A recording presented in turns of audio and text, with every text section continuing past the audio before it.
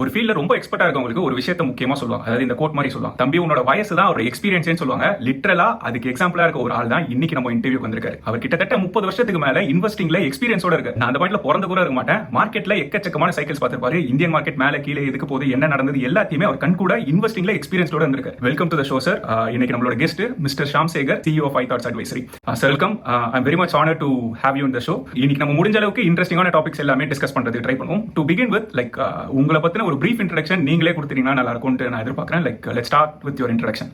I am a chemical engineer by education. I have worked for nearly 22 years in the manufacturing space. I have run businesses in manufacturing. And parallel நான் வந்து 36 years equity marketல ஒரு இன்வெஸ்டரா இருக்கேன். இந்த 36 yearsல நான் மெயினா பண்ண வேலைகள் வந்து equity research, portfolio management, அப்புறம் மியூச்சுவல் ஃபண்ட் ரிசர்ச், அதுக்கப்புறம் மியூச்சுவல் ஃபண்ட் மேனேஜ்மெண்ட்டும் நிறைய பண்ணியிருக்கேன். இது தவிர ரிசர்ச் பேஸ்ட் இன்வெஸ்ட்மெண்ட் அட்வைசரியும் பண்ணியிருக்கேன். ஸோ இதான் என்னோட எக்ஸ்பீரியன்ஸ் இந்த investment world. You started as a chemical engineer.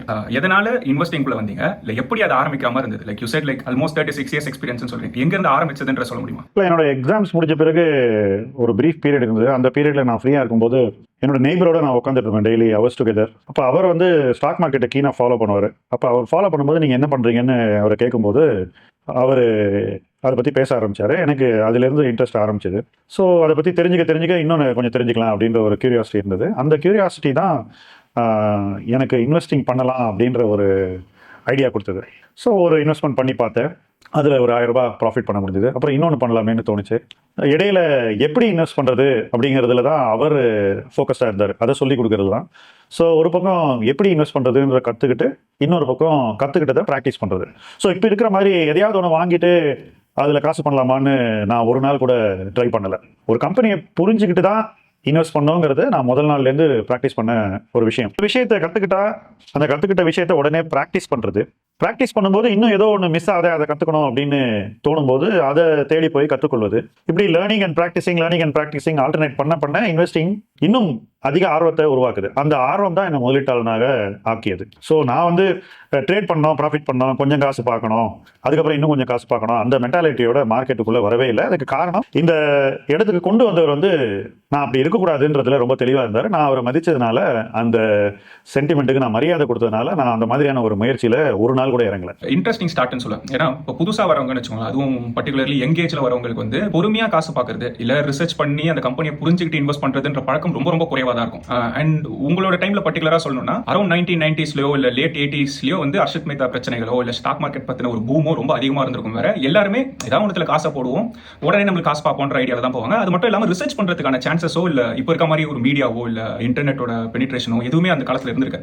And then எப்படி உங்களால இதை ஓகே நான் ரிசர்ச் பண்ணி தான் பண்ண போறேன், இப்படிதான் பண்ண போறேன்றத ஆரம்பிக்கிறதுக்கு ஒரு டிஃபிகல்ட்டி இருந்திருக்குல்ல, அதை எப்படி நீங்க டேக்கிள் பண்ணீங்க? Or how you are able to actually get into actual research? நான் பண்ணி தான் பண்ணுவேன்றது எப்படி பண்ண முடிஞ்சது? இல்லை, ஃபர்ஸ்ட் அன்னைக்கு ரிசர்ச்சுக்கு இருந்த ஒரே document R source annual report. கம்பெனியோட ஆனுவல் ரிப்போர்ட் தான் பிரைமரி சோர்ஸ். அப்புறம் business news paper secondary source. நான் இன்வெஸ்ட் பண்ண ஆரம்பிச்ச போது பிஸ்னஸ்ல நியூஸ் பேப்பரே கிடையாது. பிஸ்னஸ் ஸ்டாண்டர்ட் கல்கட்டாவில் மட்டும்தான் பப்ளிஷ் ஆகும். ஒரு நாள் தள்ளி அல்லது 2 நாள் தள்ளி சென்னைக்கு வரும். எக்கனாமிக் டைம்ஸ் பாம்பேல மட்டும் பப்ளிஷ் ஆகிட்டு இருந்தது, அது மறுநாள் வரும். ஸோ சென்னையில் பப்ளிஷ் ஆன ஒரே business news paper financial express, அது ஒன்று தான் வந்துட்டு இருந்தது முதல்ல. நியூஸ் பேப்பர், ஆனுவல் ரிப்போர்ட், இந்த 2 சோர்ஸ் தான் நமக்கு மேஜர்.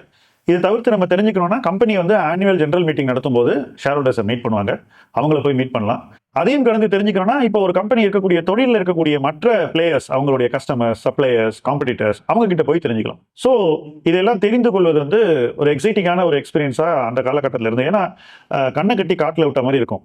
ஏன்னா இன்னைக்கு இருக்கிற மாதிரி சும்மா கம்ப்யூட்டரையும் ஃபோனையும் தட்டி பண்ணுற முதலீட்டு ஆய்வோ அந்த காலகட்டத்தில் இல்லை. எல்லாமே நம்ம போய் தெரிஞ்சிக்க வேண்டிய ஒரு சூழ்நிலை. உதாரணத்துக்கு சொல்றேன், ஒரு கெமிக்கல் ஃபேக்டரி எப்படி ஒர்க் ஆகுதுன்றதை அங்கே போய் தான் தெரிஞ்சுக்க முடியும். ஒரு அக்வாகல்ச்சர் ஃபார்ம் எப்படி ஒர்க் ஆகுது நெல்லூரில் போய் அந்த ஃபார்மில் என்னென்ன இன்புட்ஸ் இருக்கு, என்ன எக்கனாமிக்ஸ் இருக்குன்னு அவங்களோட பேசி தான் தெரிஞ்சுக்க முடியும். ஸோ நிறைய ஃபீல்டு ரிசர்ச் இருந்து அந்த காலகட்டங்களில். ஸோ ரிசர்ச்சே அந்த காலகட்டத்தில் ஃபீல்டு பேஸ்ட். இது தவிர ஏற்கனவே நமக்கு முன்னோடியாக ஒரு கம்பெனியை ஸ்டடி பண்ணவங்க இருப்பாங்க, அவங்களுக்கு அந்த கம்பெனியோட வரலாறு தெரிஞ்சிருக்கும், அதை பற்றி நம்மளோட கொஞ்சம் அதிகம் தெரிஞ்சிருக்கும்.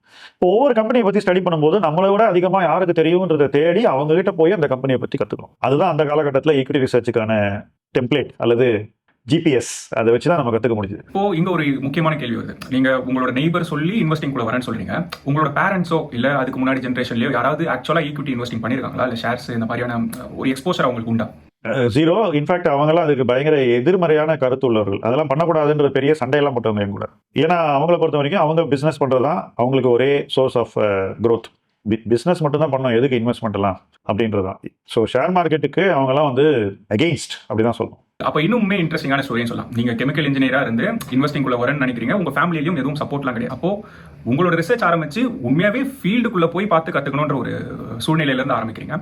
அந்த ஜேர்னி எப்படி எவால்வ் ஆரம்பிக்குது? நீங்க எடுத்த உடனே இண்டிவிஜுவல் இன்வெஸ்டரா ஆரம்பிச்சிருப்பீங்க, அதாவது உங்களுக்கு மட்டும் தான் பண்ணணும்னு ஆரம்பிச்சிருப்பீங்க.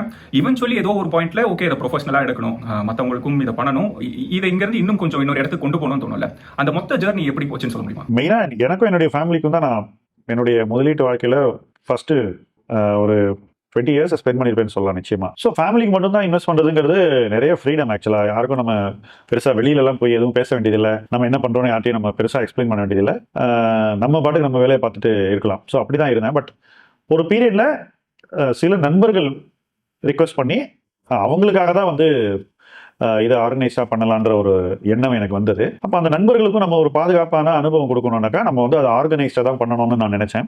அதுக்கப்புறம் 2008-09 மியூச்சுவல் ஃபண்டில் பெருவாரியான மக்கள் வந்து தவறான ஃபண்ட்ஸை செலக்ட் பண்ணி அதில் கோடிக்கணக்கான ரூபாய் இன்வெஸ்ட் பண்ணிட்டு இருந்தாங்க. எனக்கு அதை பார்க்கும்போது இது செய்யக்கூடாது அப்படின்னு ஸ்ட்ராங்காக பட்டது. இதை இப்படி செய்யக்கூடாது, அதுதான் முக்கியம்.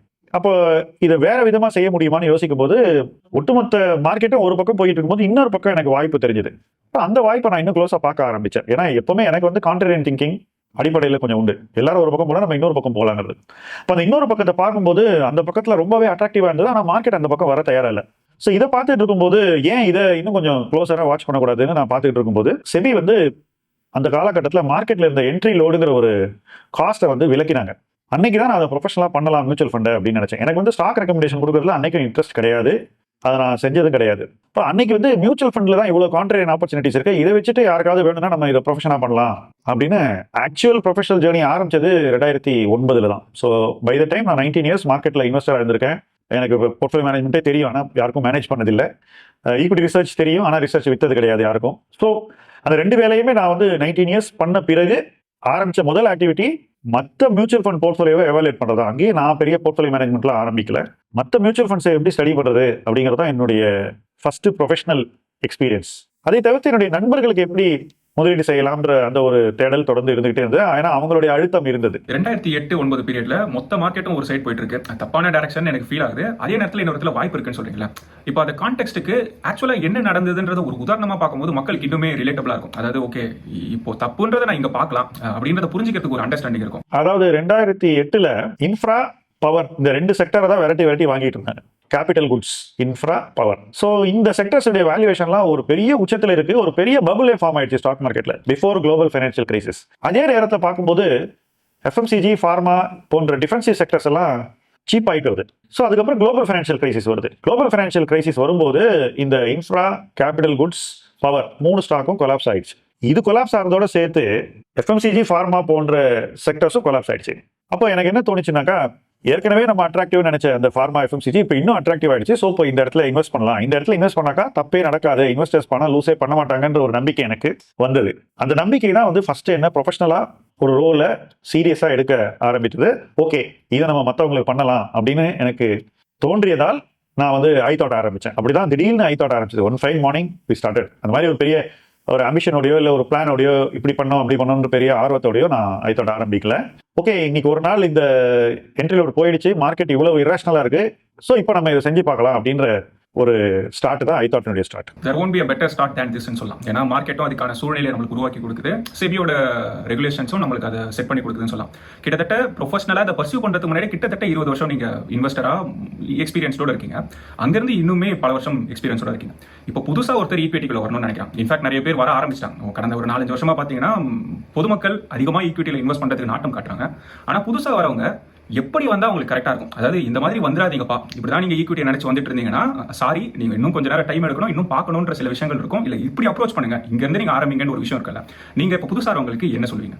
ஃபர்ஸ்ட் எல்லாரும் என்ன நினைக்கிறாங்கன்னா, அவங்க வந்து ஸ்டாக் மார்க்கெட்டில் வந்தால் ஷேர் வாங்குறதுக்கு வருவதாக நினைக்கிறாங்க. I want to buy shares, அதுதான் அவங்களுடைய நோக்கமாக இருக்கு. சரி, இதுக்கு ஆல்டர்னேட்டிவ் என்னன்னா, வேணும்னா அவங்க மியூச்சுவல் ஃபண்ட் வாங்கலாம் அப்படிங்கிறது ஃபர்ஸ்ட் ஆல்டர்னேட்டிவ். ரெண்டாவது ஆல்டர்னேட்டிவ் என்னன்னா அவங்க இண்டெக்ஸ்ல இன்வெஸ்ட் பண்ணலாங்கிறது. இது எல்லாமே ஒன்று ஒரு கம்பெனியின் பங்குகளை, தனி கம்பெனியின் பங்குகளை வாங்கும் நோக்கம் கொண்டது, அல்லது ஏற்கனவே இருக்கக்கூடிய ஒரு ப்ராடக்டை வாங்கக்கூடிய நோக்கம் கொண்டது. என்ன பொறுத்த வரைக்கும் ஒரு போர்ட்ஃபோலியோனா என்னன்னு புரிஞ்சுக்கிறது தான் ஒரு இன்வெஸ்டருடைய முதல் தேவை. ஃபர்ஸ்ட் ஒரு போர்ட்ஃபோலியோனா என்ன அந்த போர்ட்ஃபோலியோல எப்படியெல்லாம் நம்ம வந்து உருவாக்க முடியும், அந்த போர்ட்ஃபோலியோல என்னென்ன இருக்க வேண்டும், அந்த போர்ட்ஃபோலியோ வளரும் போது அதை எப்படி பாதுகாக்க வேண்டும், வளர்வதற்கு என்னென்ன செய்ய வேண்டும். ஸோ அந்த தாட் ப்ராசஸே வந்து போர்ட்ஃபோலியோ அப்ரோச்சில் இருக்கணும். ஆனால் இன்னைக்கு மார்க்கெட்ல இருக்கக்கூடிய பெருவாரியான முதலீட்டாளர்கள் வெறும் ஸ்டாக் லெவலில் மட்டும் தான் திங்க் பண்றாங்க, போர்ட்ஃபோலியோ லெவல் திங்கிங்கே இல்லை. என்ன பொறுத்தவரைக்கும் இன்வெஸ்டர் முதல்ல போர்ட்ஃபோலியோ அப்படின்னா என்ன, ஒரு போர்ட்ஃபோலியோல என்ன இருக்கணும், அதன் அழகியல் என்ன, அதுக்கு ஒரு ஏஸ்தட்டிக் இருக்குல்ல, அதை முதல்ல புரிஞ்சுக்கணும். எப்படி புரிஞ்சுக்க முடியும்? மற்றவர்கள் உருவாக்கிய சிறந்த போர்ட்ஃபோலியோஸை பார்த்து தான் நம்ம ஒரு நல்ல போர்ட்ஃபோலியோ எப்படி இருக்க வேண்டும் என்று புரிந்து கொள்ள முடியும். இதை வந்து இண்டெக்ஸை பார்த்து டெஃபினட்டா புரிஞ்சுக்க முடியாது. ஸோ அதனால எனக்கு இண்டெக்ஸ் இன்வெஸ்டிங்ல அவ்வளவு பெரிய ஒரு மரியாதை கிடையாது. ஆனா தனித்துவமான போர்ட்ஃபோலியோஸ் உருவாக்குறதுல அல்லது உருவாக்கிய மற்றவர்களை பார்த்து ரசிப்பதில் எனக்கு எப்பவுமே ஒரு ஆர்வம் உண்டு. ஸோ மற்றவங்களை பார்த்து நம்ம ஒரு ரசனையை வளர்த்துக் கொள்ளும் போது நமக்கென்று ஒரு ரசனை உருவாயிடும். போர்ட்ஃபோலியோ நம்ம கிரியேட் பண்ணா அது இப்படிதான் இருக்கணும் அப்படிங்கிறது. அந்த ரசனையை நம்ம வந்து ஃபுல்ஃபில் பண்றதுக்கு, அதை நிறைவு செய்ய தான் நம்ம எந்த பங்கு சரியா இருக்குன்ற தேடலில் போகணும். ஸோ போர்ட்ஃபோலியோ இப்படி இருக்க வேண்டும் அப்படின்னு நினைச்சு, அதுக்கப்புறம் அந்த போர்ட்ஃபோலியோல என்னென்ன இருக்க வேண்டும்னு யோசிச்சு, அந்தந்த பங்குகளை அடையாளம் கண்டு அந்த பங்குகள் எவ்வளவு ஒரு போர்ட்ஃபோலியோல இருக்கணும்னு அளவிட்டு அதன் அடிப்படையில் அந்த பங்குகளை வாங்கணும். வேற இன்னைக்கு மார்க்கெட்ல நடக்கிறது என்னை பொறுத்த வரைக்கும் ரிவர்ஸ்.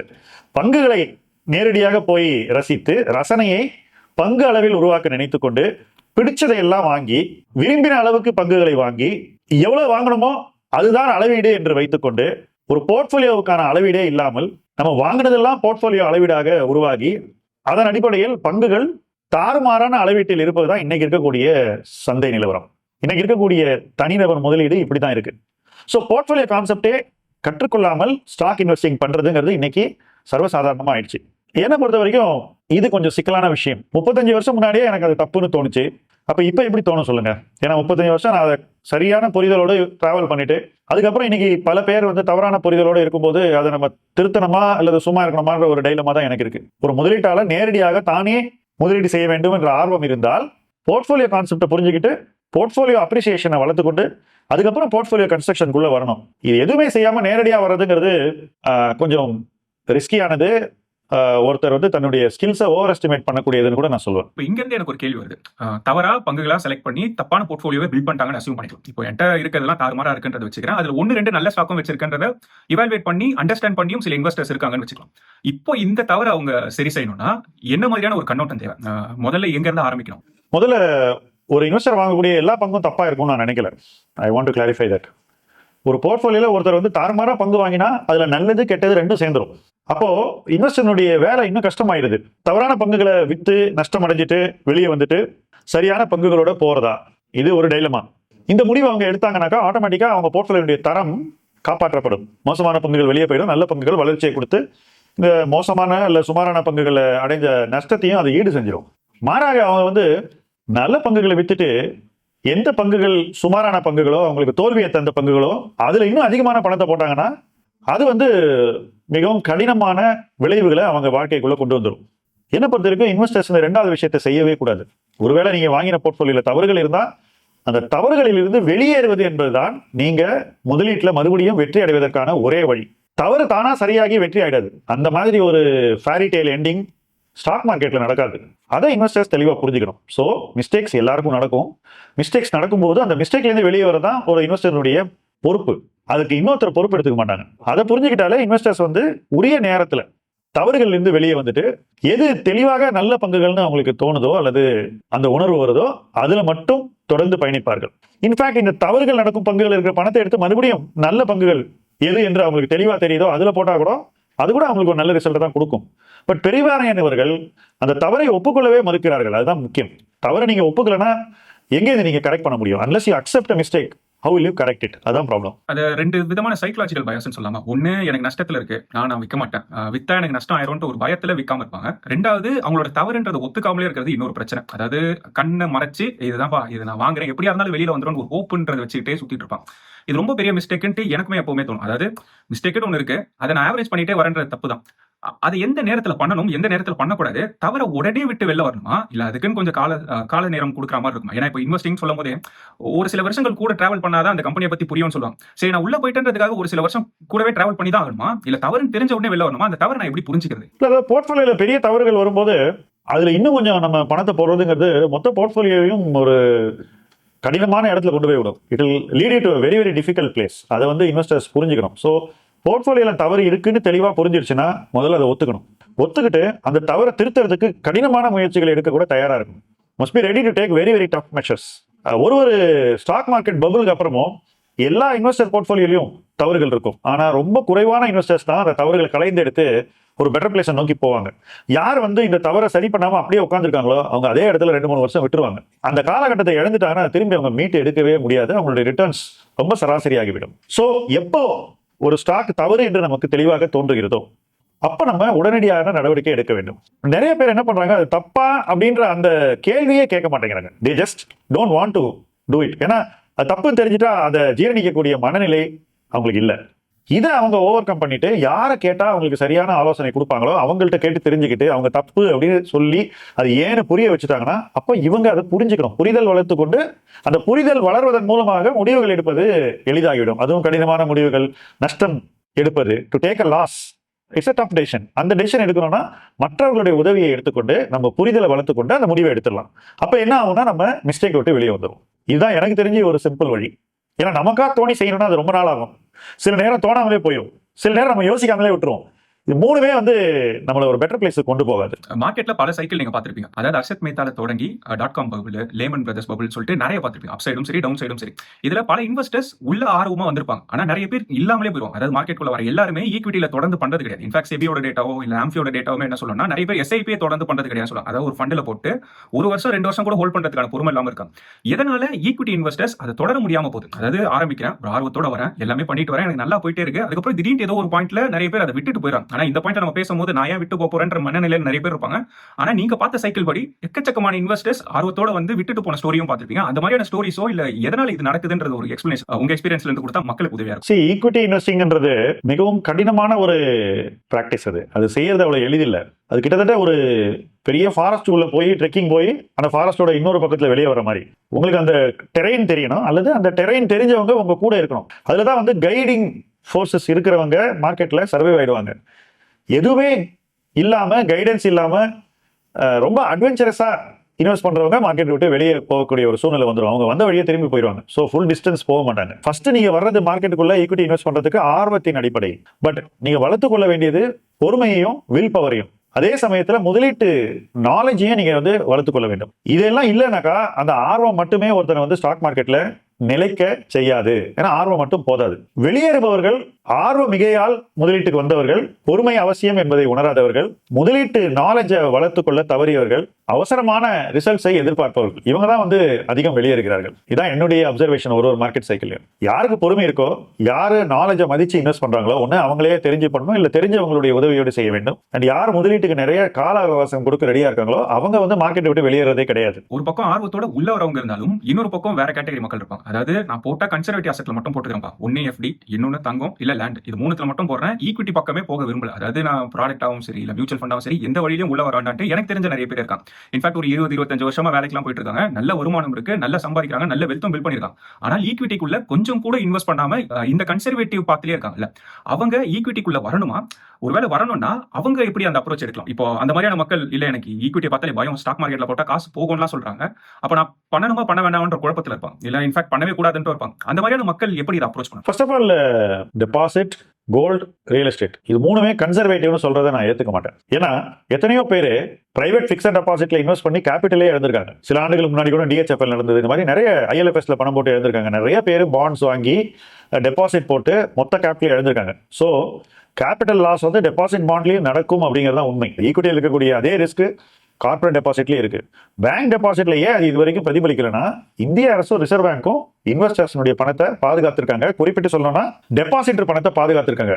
ஒரு பேங்க் திவால் ஆகும்போது ஷேர் ஹோல்டரை ஜீரோ கொண்டு போயிடுவாங்க, ஆனா டெபாசிட்டரை எப்படியாவது காப்பாத்திடுவாங்க. அதுதான் சமீப ஆண்டுகள்ல Lakshmi Vilas, Nedungadi bank, global trust bank எல்லாத்துலயுமே நடந்தது.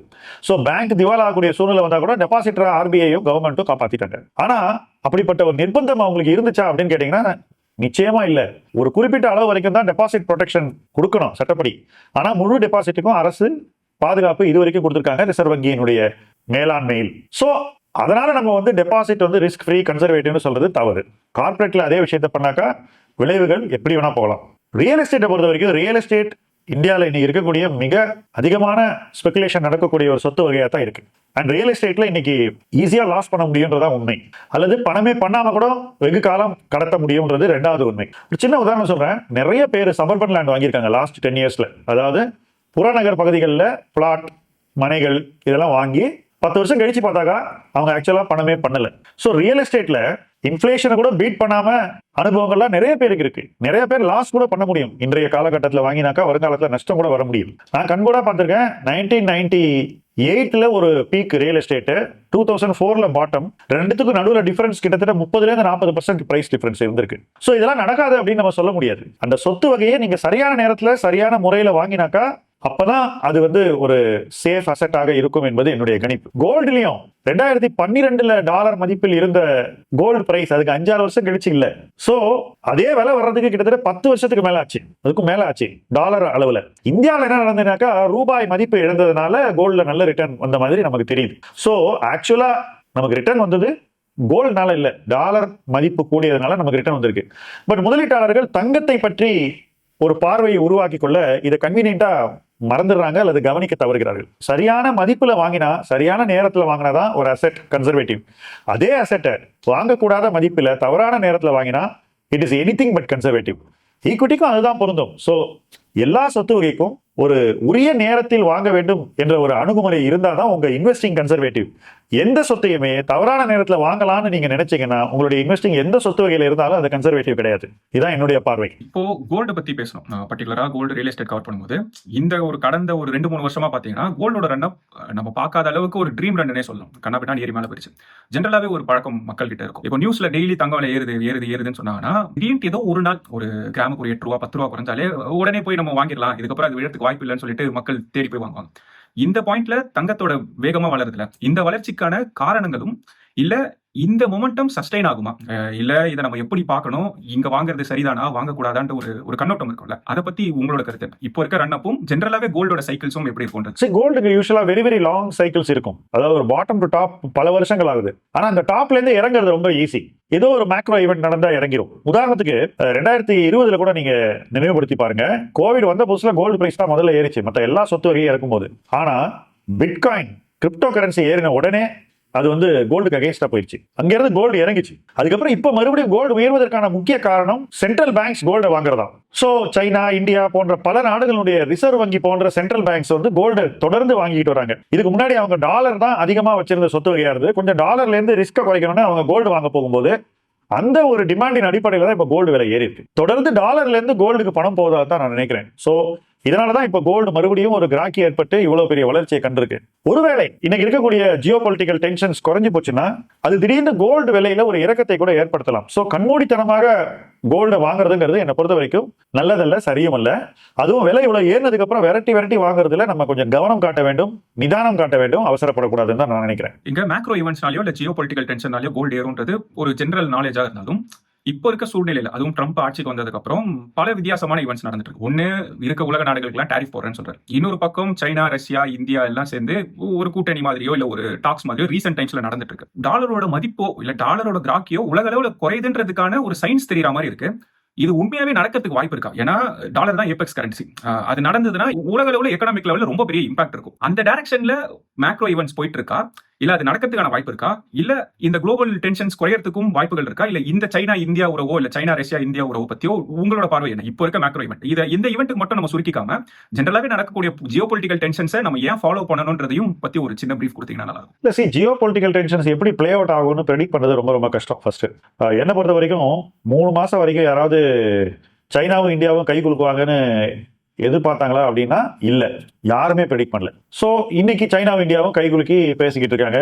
கூட்டுறவு இரு நாடுகளுக்கு இடையே இருக்க வேண்டும்னு சொல்றாங்க.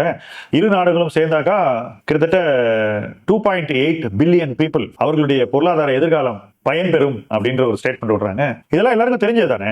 இந்தியாவும் சைனாவும் சேர்ந்தாக்கா வேர்ல்ட்ல இருக்கக்கூடிய பாப்புலேஷன்ல ஜனத்தொகையில பெரும்பகுதியான மக்களுக்கு பொருளாதார ரீதியாக அது பயன் தரும் அப்படிங்கிறது தெரிஞ்சதானே. அது தெரிஞ்சுதானே இவங்க இரு நாடுகளும் ஒரு பரஸ்பரம் பாராட்டாமல் ஒரு டென்ஷன்லயே இருந்தாங்க. அது தெரிஞ்சதுதான். அதே போலதான் அமெரிக்காவுக்கு எல்லா நாடுகளோடையும் வர்த்தகம் அவசியம். இன்னைக்கு அமெரிக்கா யாரோடையும் சண்டை போடல. அவங்களுடைய பொசிஷனை ஸ்ட்ரெங்தன் பண்ண பார்க்குறாங்க. அதுதான் இது வந்து பார்கெனிங் சிப் தான். ஸோ இது வந்து எங்கேயோ ஒரு இடத்துல ஒரு முடிவுக்கு வரத்தான் வேண்டும்னு நான் நினைக்கிறேன். ஸோ இது இப்படியே பர்மனெண்ட்டாக போயிட்டு இருக்குமான்னு கேட்டிங்கன்னா அதற்கான வாய்ப்பு இருப்பதாக நான் நினைக்கல. ஸோ எப்போ இந்த சிக்கல்கள்லாம் ஒரு க்ளோஷருக்கு வருதோ அந்த பாயிண்ட்ல மார்க்கெட் உணரும் போது அப்போ அது வேறு ஒரு வகையான ஒரு ரிலீஃபை கொண்டு வரும் மார்க்கெட்டுக்கு. இன்னைக்கு இதை பார்க்கும்போது இதெல்லாம் வந்து ரிசால்வ் ஆகாதுன்ற மாதிரி பல பேர் நினைக்கலாம். But India China standoff இன்னைக்கு கிட்டத்தட்ட ரிசால்வ் ஆகக்கூடிய ஒரு இடத்துக்கு வந்துருச்சு. அமெரிக்காவுக்கும் சைனாவுக்கும் இருக்கக்கூடிய ஸ்டாண்ட் ஆஃப் அமெரிக்காவே ஒரு மாதிரி அடக்கி வச்சுட்டாங்க. இப்போ இந்தியா அமெரிக்கா இடையே உள்ள சிக்கலை யார் அவிழ்த்து விட போகிறார்கள் அப்படிங்கிறத இன்னைக்கு கேள்வி.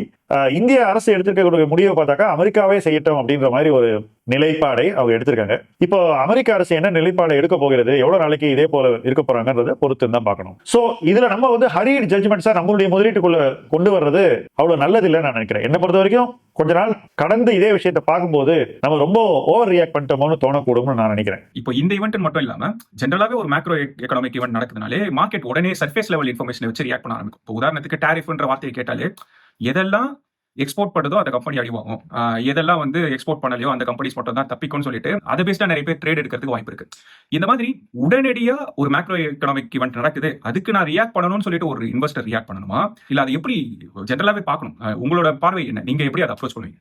நான் வந்து I am not a fan of reactive investing. எல்லா செய்திகளுக்கும் ஒரு ரியாக்ஷன் கொடுக்கணுன்ற அணுகுமுறைக்கு நான் ஆதரவு தருவதில்லை. என்னை பொறுத்த வரைக்கும் ப்ரோஆக்டிவா இன்வெஸ்ட் பண்றது தான் கரெக்ட். அதாவது இனி வரும் 3 ஆண்டுகள்ல என்ன நடக்கும், 5 ஆண்டுகள்ல என்ன நடக்கும், பொருளாதார மாற்றங்கள் எப்படி இருக்கும், துறைசார் மாற்றங்கள் எப்படி இருக்கும், நிறுவனம் சார்ந்த மாற்றங்கள் எப்படி இருக்கும்ன்றத முன்னாடியே நம்ம வந்து யோசிச்சு வச்சு அதை அசஸ் பண்ணி அந்த அசஸ்மெண்ட் அடிப்படையில் முதலீட்டு முடிவுகளை எடுத்து முதலீடு செய்து காத்திருப்பது தான் என்னுடைய அணுகுமுறை. அதுதான் ப்ரோஆக்டிவ் இன்வெஸ்டிங் நான் சொல்றேன். ரியாக்டிவ் இன்வெஸ்டிங் இன்னைக்கு நியூஸ் வந்தா நாளை காலையில போய் வாங்குறது, அதுக்கப்புறம் நாளானிக்கு நியூஸ் மாறிடுச்சுன்னா வேற ஒரு முடிவு எடுக்கிறது, சில நாட்கள் வச்சுட்டு இருந்து அப்புறம் வித்துட்டு அடுத்தது எங்கேயாவது புது நியூஸ் வந்தா அந்த இடத்துல போய் அந்த நியூஸ் பின்னாடி ஓடுறது. ஸோ எப்பவுமே நீங்க நியூஸ் பேஸ்டா இருந்தீங்கன்னா you will be always behind the curve. அதாவது இன்ஃபர்மேஷன் வந்தப்பறம் தான் நீங்க எல்லா விஷயத்தையும் செய்யக்கூடிய ஒரு நபராக இருப்பீர்கள்.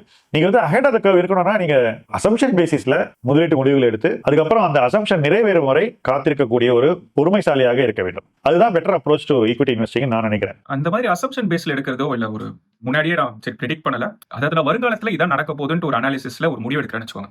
ஆனா மேக்ரோ எக்கனாமிக் டென்ஷன்ஸ்லயோ இப்போ நம்ம பார்த்த பொருளாதார நிகழ்வுகளால நிறைய மாற்றங்கள் நடைபெறுது. இப்போ உதாரணத்துக்கு ஏதோ ஒரு எக்ஸ்போர்ட் பேஸ் கம்பெனில நம்மளுக்கு ஒரு நல்ல கன்விக்ஷனை உருவாக்கிட்டு நம்ம உள்ள போறோம். திடீர்னு இல்ல எக்ஸ்போர்ட்டுக்குலாம் இவ்வளவு டாக்ஸ் போடுறேன், இல்ல கவர்மெண்ட் சேஞ்சஸோ இல்ல வேற ஏதோ கண்ட்ரி ஒரு இம்போஸ் பண்ணதோ இல்ல அந்த கண்ட்ரிக்கு ஒரு சாதகமான சூழ்நிலை வருதுன்னா அப்போ நம்மளோட முடிவுகளை நம்ம எப்படி மாத்திர மாதிரி இருக்கும்? நம்ம உடனே மாத்தணுமா, இல்ல நம்ம எடுத்த முடிவுகளே சரியா போகலையோ அப்படின்னு நம்மளுக்கு ஒரு எண்ணம் வரதுக்கு வாய்ப்பு உண்டு இல்ல? அப்ப அதை எப்படி அப்ரோச் பண்ணும்? டெம்பரரி செட்பேக்னு ஒரு கான்செப்ட் இருக்கு, பெர்மனன்ட் செட்பேக்னு ஒரு கான்செப்ட் இருக்கு, லாங் டர்ம் செட்பேக் இருக்கு. ஸோ டெம்பரரி செட்பேக் குறுகிய காலத்துல அழுத்தத்தை கொடுத்தா கூட அது விலகி மறுபடியும் பயனை தரக்கூடிய ஒரு வாய்ப்பு இருக்கலாம். இருந்தா நம்ம ஒன்றும் ரியாக்ட் பண்ண தேவையில்லை. பர்மனன்ட் செட்பேக்ன்றது ஒரு நிறுவனம் திவால் ஆவது போன்றது, அல்லது ஒரு நிறுவனம் வந்து இருக்கக்கூடிய பிசினஸ் வந்து லாங் டர்முக்கு நல்லா பண்ணாதுன்ற ஒரு சூழ்நிலை உருவாகுது. அது சில நேரங்களில் ஒரு டெக்னாலஜிக்கல் ஆப்சலசன்ஸ் போன்ற விஷயங்கள்ல வரும். லாங் டர்ம் செட்பேக்ங்கிறது நிறுவனம் அழிஞ்சு போயிடாது, ஆனா ரொம்ப நாளைக்கு கஷ்டப்படும், எவ்வளவு நாளைக்கு கஷ்டப்படும் தெரியாது. அந்த மாதிரியான ஒரு சூழ்நிலை என்ன பொறுத்த வரைக்கும் பர்மனன்ட் செட்பேக் இருக்குன்னு உங்களுக்கு தோணுச்சுன்னா நீங்க வெளியேறுவது தான் கரெக்ட். லாங் டர்ம் செட்பேக் இருக்குன்னு உங்களுக்கு தோணுச்சுன்னா அவ்வளவு நேரம் உங்களுக்கு காத்திருக்கிறதுக்கு பொறுமை இருக்கா அப்படின்னு நீங்க உங்களையே கேட்டுக்கணும்.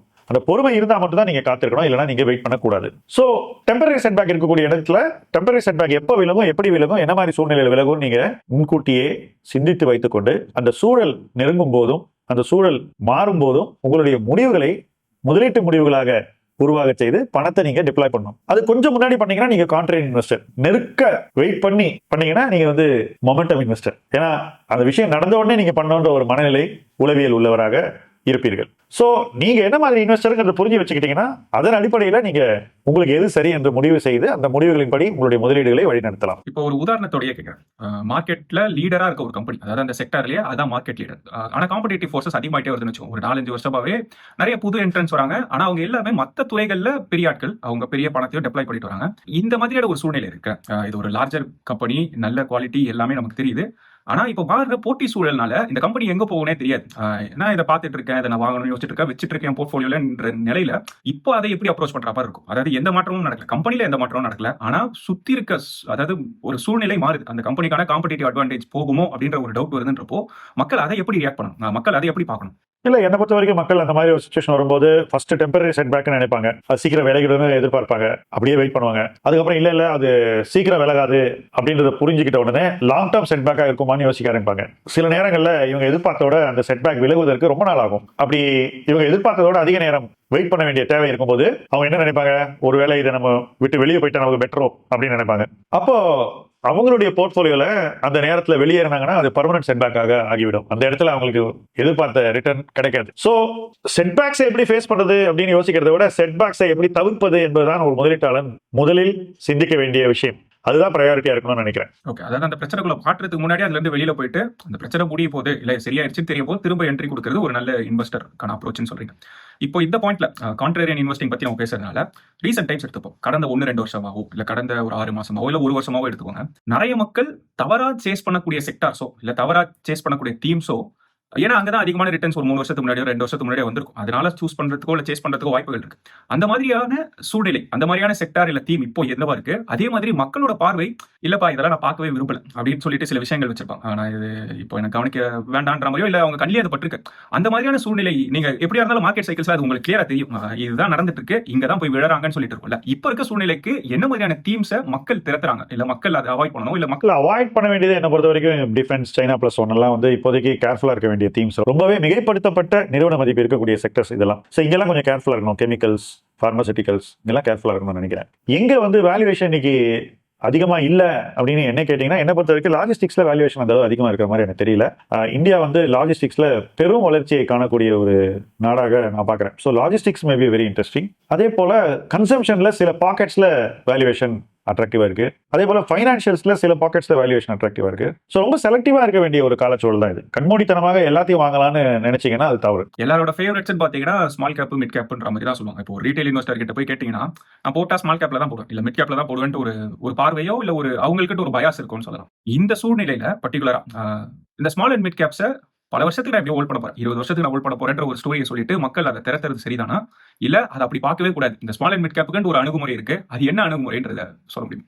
இல்ல என்ன பொறுத்த வரைக்கும் இந்த 20 வருஷம் நான் வெயிட் பண்றேன்னு சொல்றது எதை வெளிப்படுத்துதுன்னா, உங்களுக்கு லாஸ் அவர்ஷன் குறைவா இருக்கு அப்படின்ற அந்த ஒரு உளவியலை தான் வெளிப்படுத்துது. இப்போ காமன் மக்களுக்கு இந்த லாஸ் அவர்ஷன் பத்தி சொல்லணும்னா அது கொஞ்சம் புரியாத மாதிரி சொல்லுங்க. அதாவது இப்போ நான் ஒரு முதலீடு செய்யும் போது அந்த முதலீடு எனக்கு அதிக நஷ்டத்தை கொடுக்க கூடாது அப்படின்றத நான் கவனமா இருப்பேன். அப்போ அந்த கவனமா இருப்பதுன்றது எப்படி பிரதிபலிக்கணும்னா, நிறுவன மதிப்பு மிகைப்படுத்தப்பட்டிருந்தா அந்த பக்கம் நம்ம போய் இன்வெஸ்ட் பண்ணக்கூடாது, அந்த பக்கம் இன்வெஸ்ட் பண்ணவே நம்ம போகக்கூடாது. ஸோ இன்னைக்கு அந்த மாதிரி என்னென்ன செக்டர்ஸ் இருக்குன்றதை பார்த்து விலக வேண்டிய ஒரு தேவை இருக்கு. மக்கள் ஆனா அப்படிப்பட்ட ஒரு மனநிலையில இல்லை. என்ன ரீசன்னா, small cap mid cap 5 year return 10 year return எடுத்துட்டு அதன் அடிப்படையில் அவங்க வந்து நான் தொடர்ந்து இதை செய்வேன்னு ஓவர் கான்ஃபிடென்ட்டா இருக்காங்கன்னு தான் நான் நினைக்கிறேன். ஸோ ஏதோ ஒரு பாயிண்ட்ல இந்த ஓவர் கான்ஃபிடன்ஸ் வந்து அவங்களுக்கு வலியை கொடுக்கலான்றது என்னுடைய கணிப்பு. அப்போ கேர்ஃபுல்லா இருக்கணும்ல. ஸோ பணம் எல்லாரும் வந்து போட்டாக்கா ஒரு செக்டர் இறங்காது அல்லது ஒரு தீம் இறங்காதுன்னு நினைக்கிறது என்னை பொறுத்த வரைக்கும் ஓவர் கான்ஃபிடன்ஸ் அண்ட் தவறான புரிதல். ஏன்னா எல்லாரும் பணத்தை கொட்டினா கூட ஏதோ ஒரு பாயிண்ட்ல அவங்களுக்கு புரிஞ்சிடும் இதுக்கு மேல இங்க பணத்தை கொட்டக்கூடாது. அப்போ வெளியெடுக்க ஆரம்பிக்கும் போது ஒரு பெரும் சரிவை சந்திக்க வேண்டி வரும். இப்போ ஒருவேளை நிறைய நான் ஸ்மால் கேப்ல எக்ஸ்போஸ் ஆயிட்டேன், நிறைய நான் மிட் கேப்ல எக்ஸ்போஸ் ஆயிட்டேன், இந்த பாயிண்ட்ல என்கிட்ட கொஞ்சம் லாபம் இருக்கு, அந்த லாபத்தை நான் ப்ரிசர்வ் பண்ணணுமா இல்ல எப்படியும் நான் லாபத்துல தான் இருக்கேன், எனக்கு அடி பெருசா விழ போறது இல்லைன்னு எனக்கு தெரியுது, ஏன்னா கடந்த ஒரு 2-3 வருஷமா 100% இல்ல 90% மேல நான் லாபத்துக்கு போயிட்டேன், எனக்கு என்னதான் அடி விழுந்தாலும் அடி விழாதுன்ற ஒரு கான்பிடன்ஸ்ல நான் அதை கண்டினியூ பண்றது பெட்டர். இல்ல அப்ப கூட லாபத்தை ப்ரொடெக்ட் பண்ண வேண்டிய பொறுப்பு யாருக்கு? இன்வெஸ்டருக்கு தானே இருக்கு. இப்போ நம்ம எதிர்பாராத ஒரு லாபம் வந்துச்சுன்னா அந்த லாபம் நீடிக்குமான்ற ஒரு கேள்வியை கேட்கணும். அந்த லாபம் மறுபடியும் காணாமல் போய்விடுமான்ற கேள்வியை கேட்கணும். இந்த கேள்விகளை நேர்மையாக கேட்டு அதற்கு சரியான விடைகளை தேட வேண்டிய பொறுப்பு முதலீட்டாளனுடையது. அவங்களுக்கு விடை தெரியலன்னா யார் அவங்க மதிக்கக்கூடிய நபரா இருக்காங்களோ அவங்கள்ட்ட போய் கேட்கலாம். அப்படி பண்ணி நீங்க வந்து எந்த முடிவு உங்களுக்கு சரியானதுங்கிறதுல அறைவாகுவீங்க. அதுக்கப்புறம் you have to stick to that decision. பொதுவா இன்வெஸ்டர்ஸ் அவங்களோட இன்வெஸ்ட்மெண்ட் அமௌண்ட்டை பொறுத்து 3 கேட்டகரியா பிரிக்கலாம். ஒன்னு ஸ்மால் இன்வெஸ்டர்ஸ், அதாவது மாசத்துக்கு எப்படியாவது 500 1000 சொல்லிட்டு சின்ன சின்ன அமௌண்ட்டா எங்கேயாவது சேர்த்துறணும், குடும்பத்துக்கு எப்படியா சேர்த்துறணும்னு யோசிக்கிறவங்க. இன்னொன்னு மெஜாரிட்டி மக்கள், அதாவது காமன் பீப்புள் எல்லாருமே சொல்லலாம், அதாவது 30,000 இருந்து 40,000 50,000 வரைக்கும் மாசத்துக்கு சம்பாதிப்பாங்க, இல்ல அதுக்கு மேலேயும் சம்பாதிப்பாங்க, அவங்களால ஒரு 20,000 வரைக்கும் மாசத்துக்கு சேர்க்க முடியும் இருக்கும். மூணாவது கேட்டகரி ஹை நெட்வொர்த் இண்டிவிஜுவல்ஸ், மாசத்துக்கு நினைச்சா லட்சங்கள்ல அவங்களால இன்வெஸ்ட் பண்ண முடியும், பல கோடிகள் வரைக்கும் இல்ல பெரிய லட்சங்கள் வரைக்கும் அவங்க கிட்ட நெட்வொர்த்தும் இருக்கும். இந்த ஹை நெட்வொர்த் இண்டிவிஜுவல்ஸ்க்கு மெஜாரிட்டி கேசஸ்ல என்ன பண்ணணும்னு தெரியும், அதனால தான் அவங்க வெல்த் பில்ட் பண்ணிருப்பாங்க. ஒன்னு அவங்களோட தொழில் மூலமாவோ இல்ல இன்வெஸ்ட்மெண்ட் மூலமா பிடிப்பாங்க. ஆனா இந்த சின்ன இன்வெஸ்டர்ஸ் இருக்காங்கல்ல, they could be the most misguided people. மிஸ்கைடட்னு சொல்லும்போது எங்க போடணும்னே தெரியாம, இவர் சொன்னாருப்பா, அதாவது பக்கத்து வீட்டுக்காரர் ஒருத்தர் சொன்னாரு, இந்த சீட்டு கட்டு இல்ல இங்க எடுத்துட்டு போய் போடு, இங்க கொடுத்தீனா 10 மடங்கு ஆக்கி கொடுக்குறேன், 5 மடங்கு ஆக்கி கொடுக்குறேன்னு சொல்லிட்டு மிஸ்கைட் பண்றதுக்கு வாய்ப்பு இருக்கு. இப்போ இந்த மாதிரி ஒரு சின்ன இன்வெஸ்டர் இருக்காங்கல்ல, அவங்களும் மார்க்கெட்டுக்குள்ள வரது முக்கியம். மார்க்கெட்னு சொல்லும்போது அவங்க டைரக்டா ஸ்டாக் வாங்கி பண்ணணும்ன்றது கட்டாயம்லாம் கிடையாது. ஆனா அவங்க வரது ரொம்ப இம்பார்ட்டன்ட். பிகாஸ் அவங்களும் அடுத்த லெவலுக்கு போனாதான் மொத்த பொருளாதாரமும் வளர்றதுக்கு வாய்ப்பு இருக்கு. இந்த சின்ன இன்வெஸ்டரும் சரி, இல்ல சராசரியா இருக்கக்கூடிய பெரும்பாலான இன்வெஸ்டர்ஸ் கேட்டகரி இருக்காங்க, இவங்க எப்படி அப்ரோச் பண்ணணும், எங்க இருந்து அவங்களோட இன்வெஸ்ட்மெண்ட்ஸை சரியா வழி நடத்தி கொண்டு போகணும்? இல்லை, ஃபர்ஸ்ட் வந்து பெரிய இன்வெஸ்டர் வந்து தன்னுடைய முதலீடை ஒழுங்காக செய்வான்னு சொல்றதே என்னை பொறுத்த வரைக்கும் அவ்வளவு சரியில்லைன்னு தான் நான் சொல்லுவேன். ஏன்னா என்னை பொறுத்த வரைக்கும் தவறுகளை செய்வதும் தவறான அணுகுமுறையை கையெடுப்பதும் எல்லாருமே செய்யக்கூடிய ஒன்று தான். பட் ஒரு விஷயம், நீங்க ஸ்மால், மீடியம், லார்ஜ் என்ன கேட்டகரி இன்வெஸ்டரா இருந்தாலும் பர்மனன்ட் எரோஷன் ஆஃப் கேபிட்டல்னு சொல்லுவாங்க. அதாவது உங்க பணம் மதிப்பை நிரந்தரமாக இழப்பது அல்லது பர்மனன்ட் லாஸ், இது வராம பாத்துக்க வேண்டிய பொறுப்பு எல்லா வகையான முதலீட்டாளர்களுக்கும் இருக்கு. கொஞ்சம் வசதி உள்ளவன் இழந்தானா அவன் மறுபடியும் எழுந்து வந்துடுவான். ஆனா சிறு முதலீட்டாளன் இழந்தாக்கா எழுந்து வர்றதுக்கு ரொம்ப நாள் ஆகும். சில நேரங்கள்ல அவங்க எழுந்து வருவதே இல்லை.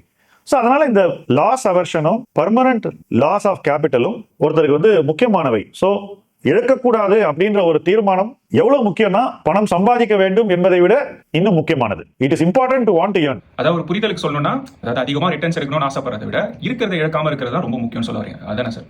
கரெக்ட். என்னை பொறுத்த வரைக்கும் என்ன ஒரு முதலீட்டாளனா இந்த அளவுக்கு கொண்டு வந்த ஒரே விஷயம் இதுதான் நான் சொல்லுவேன். ஓகே, பணம் சம்பாதிக்கிறது முக்கியம், ஆனா பணம் இழக்காம இருக்கிறது அதை விட முக்கியம். சோ ஒரு ஸ்மால் இன்வெஸ்டருக்கு இது ரொம்ப ரொம்ப அத்தியாவசியமான ஒரு எண்ண ஓட்டம், அத்தியாவசியமான ஒரு சிந்தனை, ஒரு பிலீஃப் சிஸ்டம்னு சொல்றேன். இந்த ஒரு பிலீஃப் சிஸ்டம் இன்னைக்கு முக்காவாசி இன்வெஸ்டருக்கு இல்லைன்னு தான் நான் சொல்லுவேன். ஏன்னா அவங்க வந்து பணம் சம்பாதிப்பதை மட்டுமே குறிக்கோளாக வச்சிருக்காங்க, இழக்காமல் இருப்பதற்கு அவங்க போதிய மரியாதையும் முக்கியத்துவமும் கொடுக்கறது. சோ இதனால என்ன நடக்குதுன்னா, நீங்க வந்து முதலீடு செய்யும் போது ஒரு சிறு முதலீட்டாளர் பணத்தை மதிக்காமல் முதலீடு செய்யக்கூடிய ஒரு அணுகுமுறையை கையெடுக்கிறாங்க. அதை அவங்க ஃபாலோ பண்றாங்க. இதை வந்து பணம் உள்ளவர்கள் ஃபாலோ பண்ணா அது அவங்களுக்கு தாங்கும், சிறு முதலீட்டாளருக்கு தாங்காதுங்கிறது தான் என்னுடைய அப்சர்வேஷன். ஆனால் என்னுடைய பர்சனல் பிலாசபி சொல்றேன். நான் ஒரு சிறு முதலீட்டாளர், சில ஆயிரம் ரூபாய் வைத்திருந்து முதலீடு செய்ய ஆரம்பித்தவன். அன்னைக்கு எனக்கு பணத்தை இழக்கக்கூடாது, நம்ம தோத்து போயிடக்கூடாது அப்படின்ற ஒரு எண்ணம் இருந்தது. எவ்வளவு வளர்ந்தாலும் அந்த எண்ணம் இன்னைக்கு இருக்கு. சோ உங்களுக்கு பணம் வந்துருச்சுன்னா இந்த எண்ணங்கள்லாம் உங்க மனசை விட்டு வெளியே போக கூடாது, இன்னும் ஆழமாக வேறு போல அது போகணும் உள்ள, டீப்பர். சோ உங்களுடைய மைண்ட்ல ஆழமாக இருக்க வேண்டிய நம்பிக்கைகள்ல முக்கியமானது அப்படின்னு சொன்னீங்கன்னாக்கா, தட் இஸ் நீங்க பணத்தை இழக்கக்கூடாது என்ற அந்த ஒரு தீர்மானம், அந்த ஒரு தெளிவு. அப்ப அந்த தெளிவு ஏன் முக்கியம்னாக்கா, அந்த தெளிவோடு நீங்க வந்து முதலீடுகளை அணுகும் போது நீங்கள் காட்டக்கூடிய பொறுப்பு கணிசமா அதிகரிக்கும். உங்களுக்கு பணம் பண்ணணுன்ற ஆர்வம் இருக்கலாம், ஆனா பொறுப்பு இல்லாம பணம் பண்றதுன்ற ஒரு இடத்துக்கு நீங்க போக மாட்டீங்க. உதாரணத்தோட சொல்லணும்னா, ட்ரேடிங்கோ இல்ல உடனே குயிக்கா பணம் பண்ணணும், இல்ல எங்கேயாவது எனக்கு டபுள் பண்ணி கொடுப்பாங்க, இந்த மாதிரியான விஷயங்களை தான் வேகமா பணம் பண்றேன், பொறுப்பு இல்லாம பணம் பண்றேன்னு சொல்லலாமா சார்? கண்டிப்பா சொல்லலாம். அதாவது இப்ப நான் சொன்னேன் இல்லையா, எனக்கு வந்து நஷ்டம் வரக்கூடாதுங்கிறதா முக்கியமா இருந்தது. சில 1000 ரூபாய் இருந்தப்போ நான் அதுக்கு அதிக முக்கியத்துவம் கொடுத்தேன். ஏன்னா நான் தோத்து போயிட்டேன்னா என்னால என்ன சுத்தி இருக்கிற என்னோட ஃபேமிலி மெம்பர்ஸ், என்னுடைய சுத்து முத்தும் அத்தனை பேரும் யாரெல்லாம் எதிர்த்தாங்களோ அவங்கள ஃபேஸ் பண்ண முடியாதுங்கிறது அந்த பயம் எனக்கு இருந்து இல்லை. அந்த பயம் இன்னைக்கு நான் பல பேர்கிட்ட நான் பாக்குறதே இல்லை. அவங்க ஏதோ இதை வந்து ஒரு விளையாட்டு மாதிரி பாக்குறாங்க. என்ன பொறுத்த வரைக்கும் முதலீட்டு விளையாட்டு மாதிரி பாக்குறது மிகவும் தவறான ஒரு அணுகுமுறை, அது ஒரு தவறான வாழ்க்கை முறைன்னு கூட நான் சொல்லுவேன். சோ அதுவும் அந்த ஸ்மால் இன்வெஸ்டர்ஸ் பண்ணும்போது அது இன்னும் ஒரு வருத்தத்தையோ ஒரு அழுத்தத்தையோ எனக்கு டெஃபினட்டா கொடுக்குது. ஏன்னா நான் ஒரு ஸ்மால் இன்வெஸ்டரா இருந்து வளர்ந்தவன். அந்த அணுகுமுறை மிகவும் தவறானது என்பதில் எனக்கு அதிக நம்பிக்கை உண்டு. ஆனா அந்த அணுகுமுறையை வந்து ஏதோ ஒரு சரியானது, கொஞ்சமா பண்ணா தப்பில்ல அப்படின்னு சொல்லக்கூடியது எனக்கு ஏற்புடையது இல்லை. இன்னைக்கு சமூக சூழல்ல அது ரொம்ப இருக்கு, மறுக்கவே முடியாது. எல்லாருமே என்ன நினைக்கிறாங்கன்னா, ஃபாஸ்ட் மணி, ஈஸி மணி, இது ரெண்டும் பண்றதுக்கு ஏதோ ஒரு ஃபார்முலா இருக்கு அப்படின்னு நினைக்கிறாங்க. இதை விட ஒரு பெரிய மாயை முதலீட்டு உலகத்துல எதுவுமே இருக்க முடியாது. இதுல இந்த மாயை மார்க்கெட் பண்றதுக்கு எத்தனையோ பேர் இருக்காங்க. எனக்கு தெரியும் அந்த சூட்சமம். வா, உனக்கு சில 1000 ரூபாய்க்கு ஃபாஸ்ட் மணியை ஈஸி மணி பண்ண நான் சொல்லிக் கொடுக்குறேன், இது ஒரு டெக்னாலஜி அப்படின்ற மாதிரி எத்தனையோ பயிற்சிகள் நடந்துகிட்டு இருக்கு. என்ன பொறுத்த வரைக்கும் அப்படி ஒரு ஜீனியஸ் இந்த முதலீட்டு உலகத்துல இருந்தாக்கா அவர் யாருக்கும் எதையும் சொல்லி தர வேண்டிய அவசியமே இல்லை. அவர் பாட்டுக்கு அவருக்கு வேண்டிய அளவு பணத்தை மார்க்கெட்ல இருந்து அள்ளிக்கிட்டு சும்மா இருக்கலாம். எதுக்கு இன்னொருத்தங்கிட்ட வந்து ஒரு 10,000, 20,000, 50,000 கோர்ஸ் நடத்தணும், அல்லது ஒருத்தனை பாக்குறதுக்கு 5,000 நான் உனக்கு பார்த்த உடனே இந்த சீக்ரெட் சொல்றேன், இதெல்லாம் சொல்ல வேண்டிய அவசியமே இல்லைன்னு நான் நினைக்கிறேன். அப்போ இதெல்லாம் வந்து ஒருத்தருக்கு வந்து ஒரு பெட்டர் ஃபியூச்சரை கொடுக்கணும்னு நம்புறது சோஷியலி எனக்கு தவறாகப்படுகிறது. அது வந்து தனிநபர்களை பெரிதும் பாதிக்கக்கூடிய ஒரு விஷயமாகத்தான் முடியும்னு நான் உறுதியா நம்புறேன். இது ஒரு பக்கம் இருந்தாலும் நீங்களே ஒரு ஈக்விட்டி இன்வெஸ்டர் தான். ஈக்விட்டி இன்வெஸ்டர் சொல்லும்போது பெரும்பாலும் ஷேர்ஸும் ஷேர் மார்க்கெட் சார்ந்த முதலீடுகளும் தான் உங்களோட வாழ்க்கை முறையில பெரும்பாலான பகுதியா இருந்திருக்கு. எதனால ஈக்விட்டி மேல ஒரு நாட்டம் உருவாது?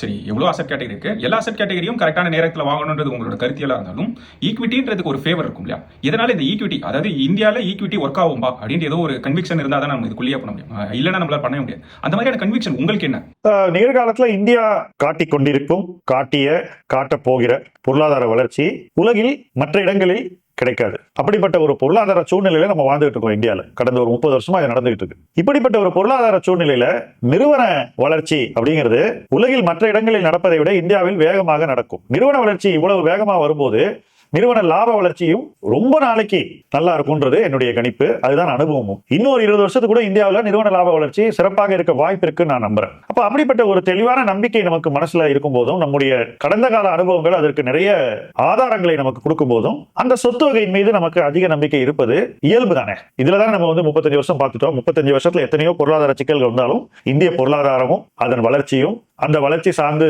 நிறுவன வளர்ச்சியும், நிறுவன வளர்ச்சி சார்ந்த நிறுவன லாப வளர்ச்சியும் தொடர்ந்து இருந்து கொண்டே இருக்கும் போது, பங்குச்சந்தை ஏதோ ஒரு சூழ்நிலையில அந்த நிறுவன லாப வளர்ச்சியை தவறாக மதிப்பிடும் போது, அப்ப நாம ஈக்விட்டி மேல அதிக நம்பிக்கையை வெளிப்படுத்தினாலே போதும். ஒரு துறையை பங்குச்சந்தை புறக்கணிக்கும் போதோ நிராகரிக்கும் போது கூட அந்த துறையில் இருக்கும் நிறுவனங்களின் மதிப்பை ஆய்வு செய்து அந்த துறையின் எதிர்காலத்தை கணித்து இந்த ஒரு சிக்கலான காலகட்டம் எப்பொழுது முடியும் என்று அளவிட்டு, அது முடியும் போது நிறுவனங்கள் எப்படி இன்னும் வளர முடியும்னு யோசிச்சு, அப்ப அந்த துறையை வாங்கினா அது வந்து கான்ட்ரேரியன் ஈக்விட்டி இன்வெஸ்டிங், அது சராசரியாக செய்யக்கூடிய ஈக்விட்டி இன்வெஸ்டிங்கோட அதிக ரிட்டர்னை கொடுக்கும். சோ என்னுடைய வாழ்க்கையில நான் அதிகம் பிராக்டிஸ் பண்ணது இந்த கான்ட்ரேரியன் இன்வெஸ்டிங் தான். எதிர்மறையான முதலீடுன்னு நீங்க சொல்லலாம் தமிழ்ல. சோ இந்த கான்ட்ரேரியன் இன்வெஸ்டிங் பண்ணும்போது எங்க செய்யணும், எங்க செய்யக்கூடாது, எங்க கண்மூடித்தனமாக செய்யக்கூடாது, எங்கு விளைவுகளை சிந்தித்து கவனமாக அந்த ப்ரோஸ் அண்ட் கான்ஸ் ஆங்கிலத்தை சொல்லுவோம், இரண்டு பக்கங்களையும் நம்ம வந்து எடை போட்டு அதுக்கப்புறம் முதலீடு பண்ணலாமான்னு யோசிச்சு அதுக்கப்புறம் முதலீடு செய்யணும். இதையெல்லாம் புரிஞ்சுக்கிட்டு செய்யக்கூடிய ஒரு வாழ்க்கை முறையாக ஈக்விட்டி இருந்தா அதை வந்து எல்லா நேரத்திலையும் செய்யணும் அப்படின்னு நான் நினைக்கிறேன். இப்போ ஒரு துறை சிக்கல் இருக்கும் போதுன்னு சொன்னீங்க. இதுக்கு ஒரு ஸ்பெசிபிக் எக்ஸாம்பிள் தான் என் மைண்ட் வருது. இந்த பாயிண்ட்ல பாத்தீங்கன்னா 2022 இருந்து இந்த ஏஐ டிஸ்ரப்ஷன் சொல்றது வந்து ரொம்ப ஓவர் ப்ளோனா இருக்குன்னு சொல்லலாம். அதாவது நம்மளோட நாட்டுல ஒரு ஸ்ட்ராங்கான துறைன்னு சொல்லலாம், ஐடியை சொல்லலாம். ஐடி சர்வீசஸ் கம்பெனி ரொம்ப ஸ்ட்ராங்கான துறைன்னு சொல்லலாம். ஆனால் இந்த ஏஐ எப்போ உள்ள வந்ததோ அந்த நேரத்துல இருந்து உடனே ஆரம்பிச்சதுன்னு சொல்ல முடியாது. ஆனா ரீசெண்ட் டைம்ஸ்ல இருக்கிறதுல ரொம்ப கஷ்டப்படுற துறையும் ஐடியா தான் இருக்கு. என்னை பொறுத்த வரைக்கும் அடுத்த 5 வருஷத்துல இந்த துறை இங்க தான் இருக்கும்னு சொல்லிட்டு ஒரு கூர்மையான பார்வையோ இல்ல இதுதான் நடக்க போகுதுன்னு சொல்லிட்டு எல்லாராலையும் உடனே ஒரு முடிவு எடுக்க முடியல. ஏன்னா மாற்றங்கள் நடக்கிற வேகத்துக்கு நம்மளோட இன்வெஸ்ட்மெண்ட் டிசிஷன்ஸையும் நம்ம மாத்திர மாதிரியோ இல்ல அதுக்கேற்ற மாதிரி நம்ம ஃபைன் டியூன் பண்ற மாதிரியோ இருந்துட்டு வருது. இப்போ இந்த பர்டிகுலர் எக்ஸாம்பிள் எடுத்துக்கலாம், இந்த ஸ்பெசிஃபிக்கான எக்ஸாம்பிள் எடுத்துக்கோம். இப்போ இவ்வளவு பெரிய டெக்னாலஜிக்கல் டிஸ்ரப்ஷன் ஒன்று வருது, அதனால மாறுதல்கள் வரப்போகுது. அதுக்கு நம்ம எப்படி ரியாக்ட் பண்ணணும்? இப்போ ஐடியை கூட உதாரணமா எடுத்து நம்ம பேசுவோம். என்ன பொறுத்தவரை ஐடி இண்டஸ்ட்ரியில ப்ரொஃபஷனலா இருந்தா ரீஸ்கில்லிங் பண்ணி ஆகணும். நீங்க அந்த துறையில இருந்தீங்கன்னா உங்களுடைய ஸ்கில்ஸை நீங்க வளர்த்துக்கிட்டு சந்தை எந்த ஸ்கில்ஸை அதிகம் மதிக்குதோ அந்த ஸ்கில்ஸை உருவாக்கிட்டா ஒரு ப்ரொஃபஷனலா நீங்க உங்க கரியரை எக்ஸ்டெண்ட் பண்ண முடியும். ஒரு முதலீட்டாளனா நீங்க ஐடியை பார்க்கணும்னா இன்னும் எவ்வளவு நாளைக்கு இந்த சிக்கல்கள் நீடிக்கும்ன்ற ஒரு தெளிவே இல்லாத போது, விசிபிலிட்டியே இல்லாத போது நீங்க இன்னும் கவனமாக இருக்க வேண்டும். ஏன்னாக்கா சப்போஸ் மார்க்கெட் எதிர்பார்க்கிற காலகட்டத்தை விட இன்னும் அதிகமா நீடிச்சதுனாக்கா ஒரு பாயிண்ட்ல மார்க்கெட்ல இன்ஸ்டிடியூஷனல் இன்வெஸ்டர்ஸ் இந்த துறை சார்ந்த பங்குகளை விற்க தயங்க மாட்டார்கள். எளிமையா சொல்லணும்னா இன்னைக்கு இண்டெக்ஸ்ல ஐடி கம்பெனிஸ் நிறைய இருக்கு. 3-4 வருஷம் முன்னாடி ஐடி கம்பெனிஸ் தான் அதிக இண்டெக்ஸ்குள்ள வந்துட்டு இருந்து. அடுத்த 3-4 வருஷத்துல ஐடி கம்பெனிஸ் இண்டெக்ஸ் விட்டு வெளியே கூட ஒரு சூழ்நிலை கூட வரலாம். இப்ப இன்னைக்கு ஐடி கம்பெனி இண்டெக்ஸ் விட்டு வெளியே போச்சுனாக்கா அது எத்தனை பேர் விற்கணும்? இண்டெக்ஸ் இன்வெஸ்டர்ஸ் விற்கணும், இபிஎஃப்ஓ விற்கணும், மியூச்சுவல் ஃபண்ட் விற்கணும், அத்தனை பேர் விற்கணும். அப்போ இவ்வளவு பேர்கிட்ட ஒரு துறை சார்ந்த பங்குகள் ஓவர் ஓன்டு ஆக இருக்கும் போது, அதாவது யார்கிட்ட இருக்கணுமோ அத்தனை பேர்கிட்டையும் இருக்கு, நேரடியாகவும் மறைமுகமாகவும். அப்ப எல்லார்கிட்டயுமே இருக்கக்கூடிய ஒரு துறை சார்ந்த பங்குகளை அவர்கள் விற்க வேண்டிய ஒரு சூழ்நிலை வந்துச்சுன்னா அந்த நேரத்துல நீங்க வந்து கான்ட்ரேரியனா இருக்கலாம். ஆனா அதுக்கு ரொம்ப முன்னாடியே நீங்க கான்ட்ரேரியனா போய் if you are too early அது உங்களுக்கு நிறைய வலியையும் பாதிப்புகளையும் தரலாம். சோ இது ரெண்டையும் நீங்க வந்து சரியா புரிஞ்சுக்கணும். நீங்க இப்ப எங்க இருக்கீங்கன்றதை யோசிச்சுதான் இதுல எல்லாம் கான்ட்ரேரியனா போக முடியும். நான் பார்த்த வரைக்கும் நிறைய பேர் கண்மூடித்தனமா இதுல எல்லாம் கான்ட்ரேரியனா போறாங்க. என்ன பொறுத்த வரைக்கும் அது சரியில்லை. இன்னும் கேர்ஃபுல்லா இருக்கணும்னு நான் நினைக்கிறேன். இப்போ ஒரு பொது இன்வெஸ்டரா இல்ல ரெகுலரா ஃபாலோ பண்ற ஒரு நபராவே எங்கதான் இருக்கும்ன்றதை எப்படி காட்ச் பண்றது? சரி, நான் இந்த மாதிரி ஒரு சிக்கல்ல இருக்கேன், ஒரு 2-3 வருஷமா இந்த சிக்கல் இருக்கு, விசிபிலிட்டி கிடையாது, ஆனால் நான் இங்க தான் இருக்கேன் அப்படின்றத காட்ச் பண்றது அவ்வளவு ஈஸி இல்லையோன்னு எனக்கு தோணுது. இல்ல அதை இப்படி பண்ண முடியும்னு ஏதாவது ஒரு முறையோ இல்ல ஒரு வழியோ இருக்கா? லாஸ்டா ஒரு பீரியட்ல ஐடி 2014-15 அந்த பீரியட்ல ரொம்ப வீக்கா இருந்தது ஐடி. இன்ஃபோசிஸ்ல கூட அந்த ஃபவுண்டர்ஸ்ல கடைசியான நபர்கள் வரக்கூடிய ஒரு காலகட்டத்தில் பிஇ ரேஷியோ கணிசமா குறைஞ்சது. அன்னைக்கு மார்க்கெட் ஐடி மேல ரொம்ப நெகட்டிவா இருந்தது. இதே மாதிரி இப்ப இருக்கிற மாதிரி அப்போ நெகட்டிவா இருந்தது. ஆனா அன்னைக்கு சந்தை கொடுத்த நிறுவன மதிப்பு ரொம்ப குறைவா இருந்தது. 14-17 அந்த ஒரு 3 இயர் பீரியட் சொல்றேன். 17ல பாட்டம் இருந்ததுன்னு நான் நினைக்கிறேன், if I remember correct. So அந்த மாதிரி ஒரு காலகட்டம் வரும்போது கான்ட்ரேரியன் போலாம். வேல்யூவேஷன் எவ்வளவு கம்மியா இருக்கணும்னா இந்த வேல்யூவேஷன்ல எந்த தப்பும் நடக்காது அப்படின்னு ஒரு இடத்துக்கு வந்தீங்கன்னா அந்த இடத்துல நீங்க வந்து கான்பிடன்ஸ் காட்டலாம். ஆனா வேல்யூவேஷன் நாட் சோ சீப் அப்படின்னு இருக்கும்போது கான்ட்ரேரியனா போறது, அவசரப்பட்டு வாங்குறதுங்கிறது என்ன பொறுத்த வரைக்கும் சரியானது இல்லை. ஒருவேளை நான் வேல்யூவேஷனுக்காக வெயிட் பண்றேன், இன்னும் கீழே போகும், இன்னும் அதாவது தவறே நடக்கிறதுக்கு வாய்ப்பு இல்லை, நான் வெயிட் பண்ணும்போது எனக்கு அந்த வாய்ப்பே கொடுக்காம அது திரும்ப ஏறி மேலே போயிருதுன்னு வச்சுக்கோங்க. அப்போ நான் வெயிட் பண்ணதுக்கான பலன் எல்லாம் போயிடும். அப்ப கூட திரும்பி ஒரு 10% ஏறட்டும், அப்ப கூட நீங்க வாங்கலாம் ஊர்ஜிதம் பண்ணி கொடுத்து. ஏன்னா நீங்க வாங்கிட்டு 20% கீழே போறதை விட கீழே போயிட்டு 10% மேல வந்து வாங்குறது கூட பெட்டர் என்ன பொறுத்த வரைக்கும். ஏன்னா பல பேரால இந்த பாட்டம் கணிக்க முடியாது, நான் ஒத்துக்கிறேன், என்னாலே முடியாது. பட் வலியை தாங்கும் சக்தி இருக்கான்றது தான் முக்கியம் இதுல. If you don't have the pain bearing capacity, நீங்க வாங்கிட்டு 30% கீழே போறதை தவிர்க்கணும். இந்த விலைக்கு கீழே போக முடியாதுன்னு தோணும் போது நீங்க ரிவர்ஸ்ல போய் வாங்கணும். இப்போ ஒரு செக்டாரோ இல்ல ஸ்டாக்கோ நீங்க செலக்ட் பண்றீங்க, அதுல ஸ்ட்ராங்கான கன்விக்ஷன் இருக்கிறது ரொம்ப ரொம்ப முக்கியம். அதாவது அந்த ஸ்டாக் மேல ஒரு நல்ல நம்பிக்கை இருக்கணும், அதை ஊர்ஜிதம் பண்றது ரொம்ப முக்கியம். அந்த மாதிரியான கன்விக்ஷனை எப்படி பில்ட் பண்றது, நீங்க எப்படி பில்ட் பண்ணுவீங்க? இல்ல பொதுவா ஒரு இன்வெஸ்டர் ஏனோ தானோட்டு வாங்கினப்பா இது எனக்கு தெரியும் ஆனா தெரியாது அப்படின்ற ஒரு ஸ்டேட்ல இருப்பாங்க. எதுக்கு வாங்குறேன்ற ஒரு ஃபுல் கான்ஃபிடன்ஸ் இல்லாம இருக்கும்ல. அப்படி இல்லைன்னா அவங்களே ஒரு பிளைண்டா ஒரு நம்பிக்கை வச்சிருப்பாங்க, இந்த கம்பெனி தானப்பா எனக்கு தெரியாதா அப்படின்னு சொல்லிட்டு அவங்களே ஒரு குருட்டுத்தனமான நம்பிக்கை வச்சிருப்பாங்க. அந்த குருட்டுத்தனமும் இல்லாம உண்மையான ஒரு பிசினஸ் மேல கன்விக்ஷனை எப்படி பில்ட் பண்றது, அதை எப்படி பில்ட் பண்றதுன்ற ப்ராசஸ் ரொம்ப முக்கியம்னு எனக்கு தோணுது. ஃபர்ஸ்ட் ஒரு பிசினஸ் எப்படி இயங்குதுங்கிறத தெளிவா புரிஞ்சுக்கணும். எளிதில் புரிந்து கொள்ளக்கூடிய பிசினஸ் முதல்ல ஆய்வு செஞ்சீங்கன்னா உங்களுக்கு எப்படி ஒரு பிசினஸ் நல்லா பண்ணுன்ற அந்த எதிர்காலத்தை கணிக்கக்கூடிய ஒரு பயிற்சி கிடைக்கும். அந்த பயிற்சி உங்களுக்கு இன்னும் நிறைய பிசினஸ் பார்க்க நம்பிக்கை விட்டும். அப்ப முதல்ல எளிய பிசினஸ் புரிஞ்சுக்கொண்டு அது கொண்டு அதை விட கொஞ்சம் கடினமான தொழில்களை புரிந்து கொண்டு இப்படி படிப்படியாக மேலும் மேலும் கடினமான தொழில்களின் எதிர்காலத்தை கணிக்கக்கூடிய ஒரு பயிற்சியை உருவாக்கி கொள்ள வேண்டும். அந்த பயிற்சி தான் ஒருத்தருக்கு முதலீடு சார்ந்த அந்த கன்விக்ஷனை கொடுக்கும். அப்போ அந்த பயிற்சி செய்ய செய்ய நமக்கு கன்விக்ஷன் கூடிக்கிட்டே போகும். யூசுவலா ஒரு செக்டர்லயே கான்ட்ரேரியன் கால் பண்றதுக்கு ஒரு மார்க்கெட் சைக்கிள், அதாவது 8 வருஷம் ஃபுல்லா அந்த செக்டர் பார்த்துட்டு அதுக்கு அடுத்த முறை அந்த செக்டர் கீழே வரும்போது ஏற்கனவே கத்துக்கிட்டதை வச்சு முதலீடு செஞ்சு பணம் பண்ணிட்டு 3வது தடவை வரும்போது நிறைய பணத்தை போட்டு முதலீடு செஞ்சு பணம் செய்வது என்பது, பணம் சம்பாதிப்பது என்பது எனக்கு ஒரு நல்ல பிளே புக்கா தெரியுது. சோ ஒரு இடத்துல நீங்க நிறைய பணம் பண்ணனா அந்த இடத்துல உங்க புரிதல ஒரு குறைஞ்சபட்சம் ஒரு 18 இருந்து 20 வருஷம் நீங்க இருந்திருந்தா அந்த இடத்துல அந்த புரிதல் வரும். அப்ப அந்த இடத்துல நீங்க வந்து நிறைய பணத்தை போட்டு நிறைய பணம் சம்பாதிக்க முடியும். அப்ப 2-3 மார்க்கெட் சைக்கிள் நீங்க பார்த்திருப்பீங்க ஒரு செக்டர்ல. புரிதல்ங்கிறது ஏதோ நம்ம ஆரம்பிச்சு ஒரு மாசத்துல ஒரு வாரத்துல வந்துருச்சு நம்ம நினைச்சோம்னா அந்த புரிதல் நமக்கு ஏதோ ஒரு சிச்சுவேஷன்ல போதுமானதாக படாது. It will be found inadequate. So conviction பில்டிங்கிறது மல்டி சைக்கிள் ப்ராசஸ். அது வந்து சும்மா ஆரம்பிச்சு ஒரு மாசத்துல பில்ட் பண்றது இல்லை. அல்லது ஒரு துறை ரொம்ப எளிதில் நமக்கு புரிந்து கொள்ளக்கூடிய துறையா இருந்து அதன் எதிர்காலத்தை நம்ம ரொம்ப தெளிவா பார்த்தோம்னா அப்போ அது ஈஸி. காம்ப்ளெக்ஸ் இண்டஸ்ட்ரீஸ்ல மல்டி சைக்கிள்ல தான் நம்ம வந்து அந்த இண்டஸ்ட்ரியில நல்ல புரிதலோடு கன்விக்ஷனோட கான்ட்ரேரியனா போய் பெரிய பொசிஷனை வாங்கி பணம் சம்பாதிக்க முடியும். இப்போ ஒரு இன்வெஸ்டரா குறைஞ்சபட்சம், அதாவது நான் உள்ள வந்தேன் 6 மாசம் போட்டேன், அந்த கம்பெனியை பத்தி தெரிஞ்சிருச்சுன்னு கான்ஃபிடென்ட்டா சொல்ல முடியாது. ஸோ குறைஞ்சபட்சம் ஒரு சில வருஷங்கள் அட்லீஸ்ட் 1-2 சைக்கிளாவது பார்த்தா தான் மார்க்கெட் எப்படி ஆப்ரேட் ஆகுது, இந்த செக்டர் எப்படி ஆப்ரேட் ஆகுதுன்ற ஒரு புரிதல் வரும். அதுக்கப்புறம் தான் கன்விக்ஷன் பில்ட் பண்ண முடியும்ன்றது உங்களோட கருத்து. இது ஒரு பக்கம் இருந்தாலும் நிறைய இன்வெஸ்டர்ஸ்க்கு அந்த பொறுமையின்மை இருக்கு. நம்ம ஆரம்பத்திலே பேசியிருப்போம் பொறுமையின்மை பத்தி. அந்த மாதிரியான இன்வெஸ்டர்ஸ் ஒருவேளை நான் ஸ்டாக் இன்வெஸ்டிங் பண்ண போறேன்னு வராங்கன்னா அவங்களுக்கு இதை விட பெட்டர் ஆல்டர்னேட்டிவ் இருக்கும். அதாவது பட்டு தான் தெரிஞ்சுப்பாங்கன்னு சில சொல்லுவாங்க. நான் வந்தேன், நல்ல லாபம் கொடுத்தது, நல்ல லாபத்தோட ஃபேஸை மட்டும் தான் ரீட்டைல் இன்வெஸ்டர்ஸ் இப்போ ரீசெண்டாக ஆரம்பிச்சவங்க எல்லாமே பார்த்துருப்பாங்க. அதாவது 2019 கோவிட் மறந்துடும், 2019 அப்புறம் யார் இன்வெஸ்ட் பண்ண ஆரம்பிச்சிருந்தாலும் அவங்களுக்கு நல்ல லாபங்கள் மட்டும் தான் வந்திருக்கும். இப்போ மல்டி இயர் மார்க்கெட் எங்கேயுமே போகாம இருக்கும். பர்டிகுலரா நான் ஒரு டேட்டா பார்த்ததுல 2008 இருந்து அதை ரிகவர் பண்றதுக்கே 6-7 வருஷத்துக்கு ஆச்சுன்னு சொல்லுவாங்க. அந்த டாப்புக்கு திரும்ப வரதுக்கே 6-7 வருஷம் ஆச்சுன்னு சொல்லுவாங்க. அந்த மாதிரியான ஒரு சைக்கிள்ல போய் ஒருத்தங்க மாற்றாங்கன்னு வச்சுக்கோங்க. போறாங்க போடுறாங்க, காசே இல்லாம ஒரு 5-6 வருஷம் இருக்க மாதிரி இருக்கு. இப்போ நான் ஆரம்பிச்ச காலத்துல பாத்தீங்கன்னா ஒரு 3 வருஷத்துக்கு நான் நெகட்டிவ் ரிட்டர்ன்ஸ் மட்டும் தான் பார்த்திருப்பேன். எனக்கு மார்க்கெட் எதுவுமே பண்ணல, லிட்டரலா எதுவுமே பண்ணல, கீழே மட்டும் தான் போயிட்டு. அந்த மாதிரியான சைக்கிளை பார்க்காத இன்வெஸ்டர்ஸ் அதை பார்க்கும்போது அவங்க எப்படி ரியாக்ட் பண்ணணும், அவங்க எப்படி அதுக்கான ஒரு ரெஸ்பான்ஸ் என்ன கொடுக்கணும்? சிலர் பக்குவமாக அதை எடுத்துக்கொள்வார்கள், சிலர் வந்து அதை ஏற்றுக்கொள்ள ரொம்பவே சிரமப்படுவாங்க. ஏன்னா ப்ராஃபிட் லாஸ் ரெண்டையுமே நிறைய பேர் ரொம்ப பர்சனலா எடுத்துக்கிறாங்க. அது வந்து தங்களுடைய அறிவு சார்ந்த ஒரு விஷயமாகவும் தங்களுடைய திறமை சார்ந்த விஷயமாகும். பட் மார்க்கெட் சைக்கிள் சார்ந்த விஷயம். சில நேரங்கள்ல நம்ம தகுதிக்கு மேல மார்க்கெட் நமக்கு ப்ராஃபிட் கொடுக்கும். அதுவும் தகுதிக்கு மேல நான் சொல்றது ரொம்ப அண்டர் ஸ்டேட்மெண்ட். நாம வந்து ₹1 சம்பாதிக்க வேண்டிய இடத்துல மார்க்கெட் ₹5 கொடுக்கும். சில நேரங்கள்ல நம்ம வந்து அளவுக்கு மீறி மார்க்கெட்டால் சோதிக்கப்படலாம். we can be tested by the market.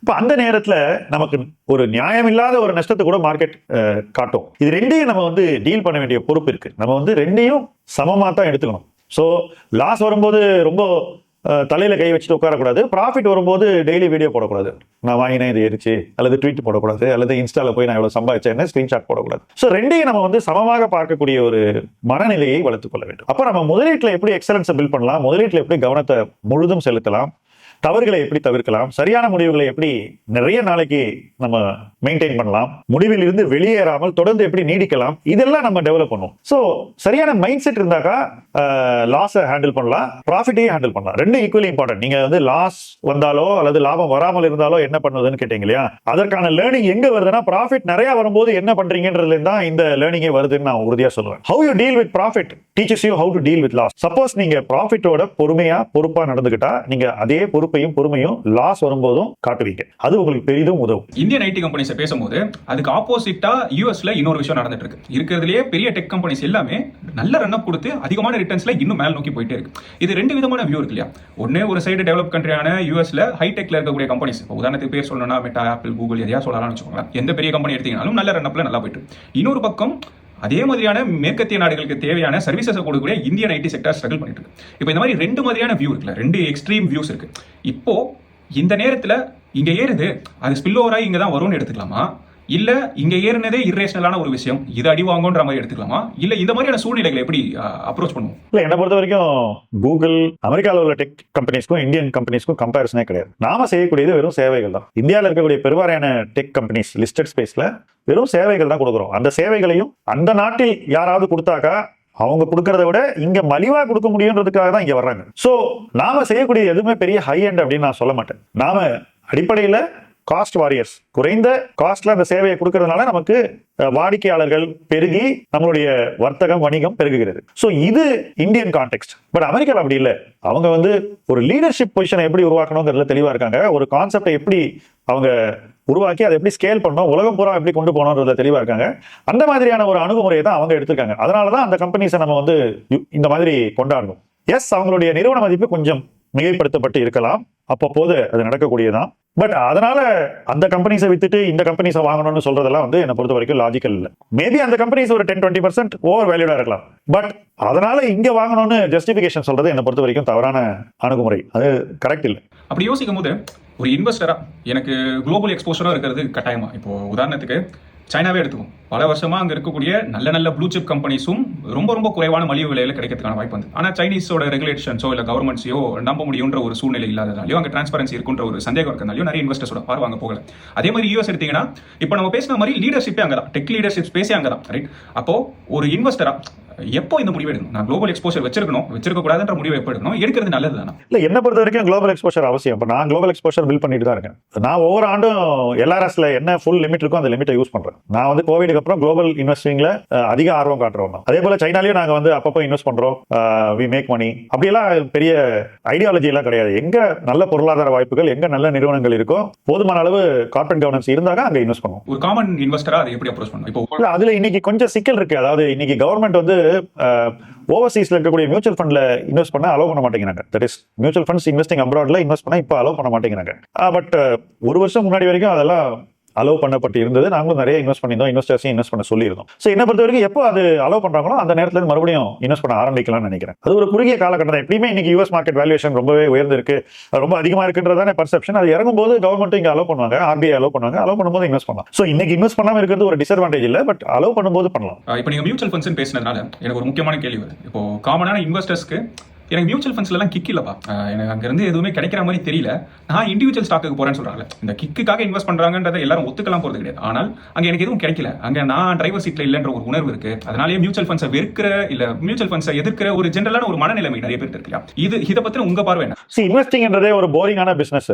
Okay, நிறைய பணம் சம்பாதிக்கிறது பயங்கர போரிங்கான பிசினஸ். வாரன் பஃபெட்டும் சார்லி மங்கரும் என்ன சொல்லிட்டு இருந்தாங்க? சார்லி மங்கர் கொஞ்ச நாள் முன்னாடி 99வது வயதுல இறந்தாரு. வாரன் பஃபெட்டுக்கு சில நாட்கள் முன்னாடி 95 வயது நிறைவடைந்தது. அவர் என்ன பண்றாரு? டெய்லினா உட்காந்து படிச்சுக்கிட்டே இருக்கேன், இதான் நான் பண்ணக்கூடியது அப்படின்றாரு. அவர் டெய்லி ஸ்கிரீனை பார்த்து அவருக்கு கிக் எல்லாம் வருது இல்ல. அவர் உருவாக்கிய செல்வத்தை விடவா வேற இன்னொருத்தர் பண்ண முடியும்? இன்வெஸ்டிங்ன்றதே ஒரு போரிங் பிசினஸ். நம்ம கிக்குக்காக முதலீட்டுக்கு வந்தோம்னா, பங்கு முதலீடு செஞ்சோம்னா மார்க்கெட் நமக்கு ஒரு கிக்கு கொடுத்துரும். ஆனா அந்த கிக்கு வேற கிக். சோ என்ன பொறுத்த வரைக்கும் இந்த கிக்குக்காக நான் ஷேர் பண்றேன்னு சொல்றதெல்லாம் முதிர்வு இல்லாத ஒரு அணுகுமுறைன்னு நான் சொல்வேன். இப்படி ஒருத்தர் இருக்கக்கூடாதுன்னு நான் உறுதியா சொல்லுவேன். சரி, இப்போ மியூச்சுவல் ஃபண்ட்ஸ் அப்படின்னு போனீங்கன்னா மியூச்சுவல் ஃபண்ட்ஸ் போரிங் அப்படின்னு நிறைய பேர் சொல்லுவாங்க. இப்போ நானே என்னுடைய 36 வருஷத்துல கிட்டத்தட்ட 17 வருஷம் மியூச்சுவல் ஃபண்ட்ஸை ரொம்ப ரொம்ப க்ளோஸா ட்ராக் பண்றேன். இந்தியன் மியூச்சுவல் ஃபண்ட்ஸை ரொம்ப க்ளோஸா ட்ராக் பண்றேன். அதுக்கு முன்னாடியே அவங்களை ட்ராக் பண்ணிட்டு இருந்தேன்.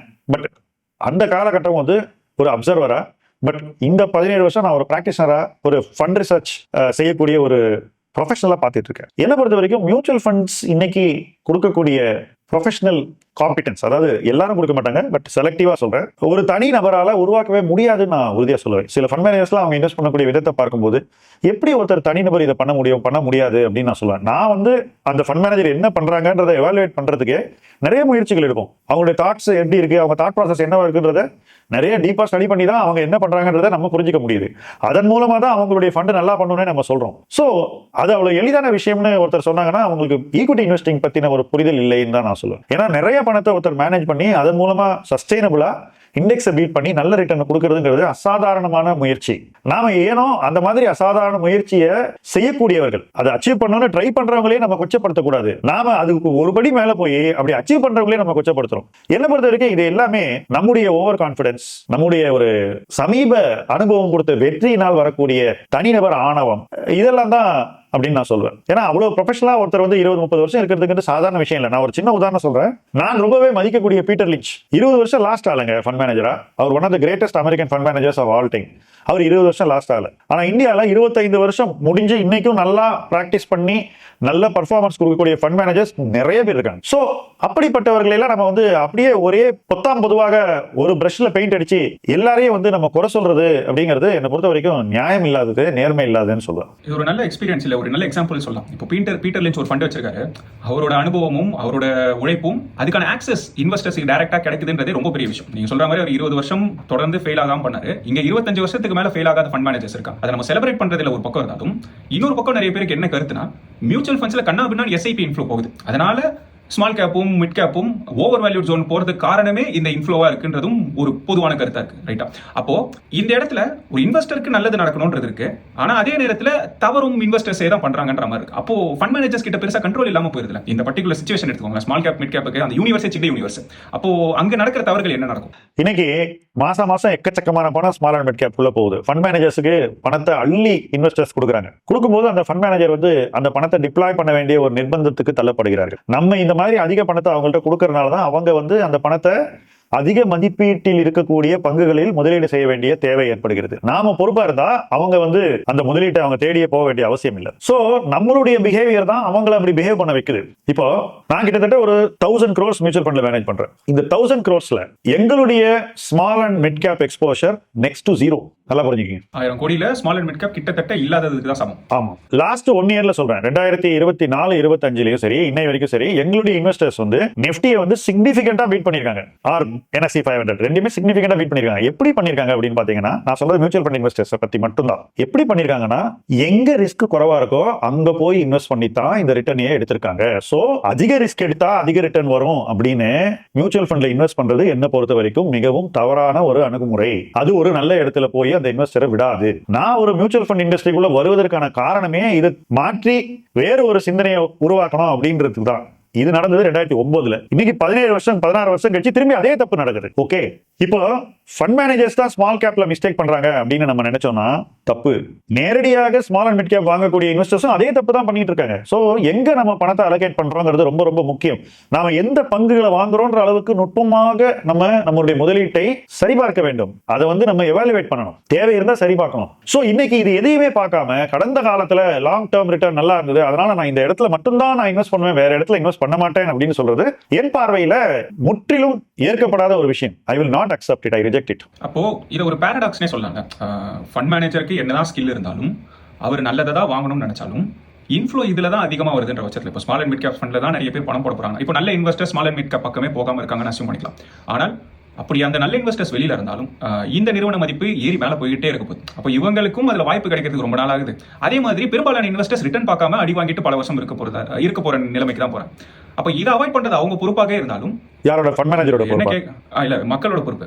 எப்பவுமே நம்ம பணத்துக்கு நாம தான் பொறுப்பு. அதுதான் நான் சொல்ல வருது. என்னுடைய எல்லா தோல்விகளுக்கும் நானே பொறுப்பு, என்னுடைய எல்லா வெற்றிகளுக்கும் சந்தை பொறுப்பு. இதுதான் சிம்பிளான பிலாசபி. நான் தோத்தா அதுக்கு நான் காரணம், நான் ஜெயிச்சா அதுக்கு சந்தை காரணம். ஆனா மக்கள் அதை ஆப்போசிட்டா எடுத்துப்பாங்க. ஜெயிச்சா இதுல இருந்து நான் என்னுடைய பிலாசபி தான். நீங்க உங்களோட ப்ரொஃபஷனல் ஜேர்னில நிறைய போர்ட்ஃபோலியோஸ் பாப்பீங்க. அதாவது ரியலா மக்கள் உங்ககிட்ட எடுத்துட்டு வந்து என் போர்ட்ஃபோலியோ எப்படி இருக்கு, நான் இந்த தப்பு பண்ணிருக்கேன் அப்படின்றத அவங்க எப்படியும் ஒத்துக்க போறது கிடையாது. ஆனால் விதவிதமான போர்ட்ஃபோலியோ பாப்பீங்க. நல்லதும் பார்த்திருப்பீங்க, கெட்டதும் பார்த்திருப்பீங்க. அதுல நீங்க காமனா அப்சர்வ் அப்சர்வ் பண்ணக்கூடிய தவறுகள் என்னென்ன, அதாவது இந்த தப்பெல்லாம் ரொம்ப டாமினண்டா இருக்கும், எல்லாருமே இதை பண்ணிக்கிட்டே இருக்காங்க, இதை கண்டிப்பா அவாய்ட் பண்ணணும்னு சில தப்புகள் இருக்கும், அதை திருத்திக் கொள்ற வழியும் நீங்களே சொன்னா பெட்டரா இருக்கும். இப்போ ஃபர்ஸ்ட் நான் பார்க்கக்கூடிய ரொம்ப காமனான மிஸ்டேக் வந்து என்னன்னா போர்ட்ஃபோலியோ அலோகேஷன்.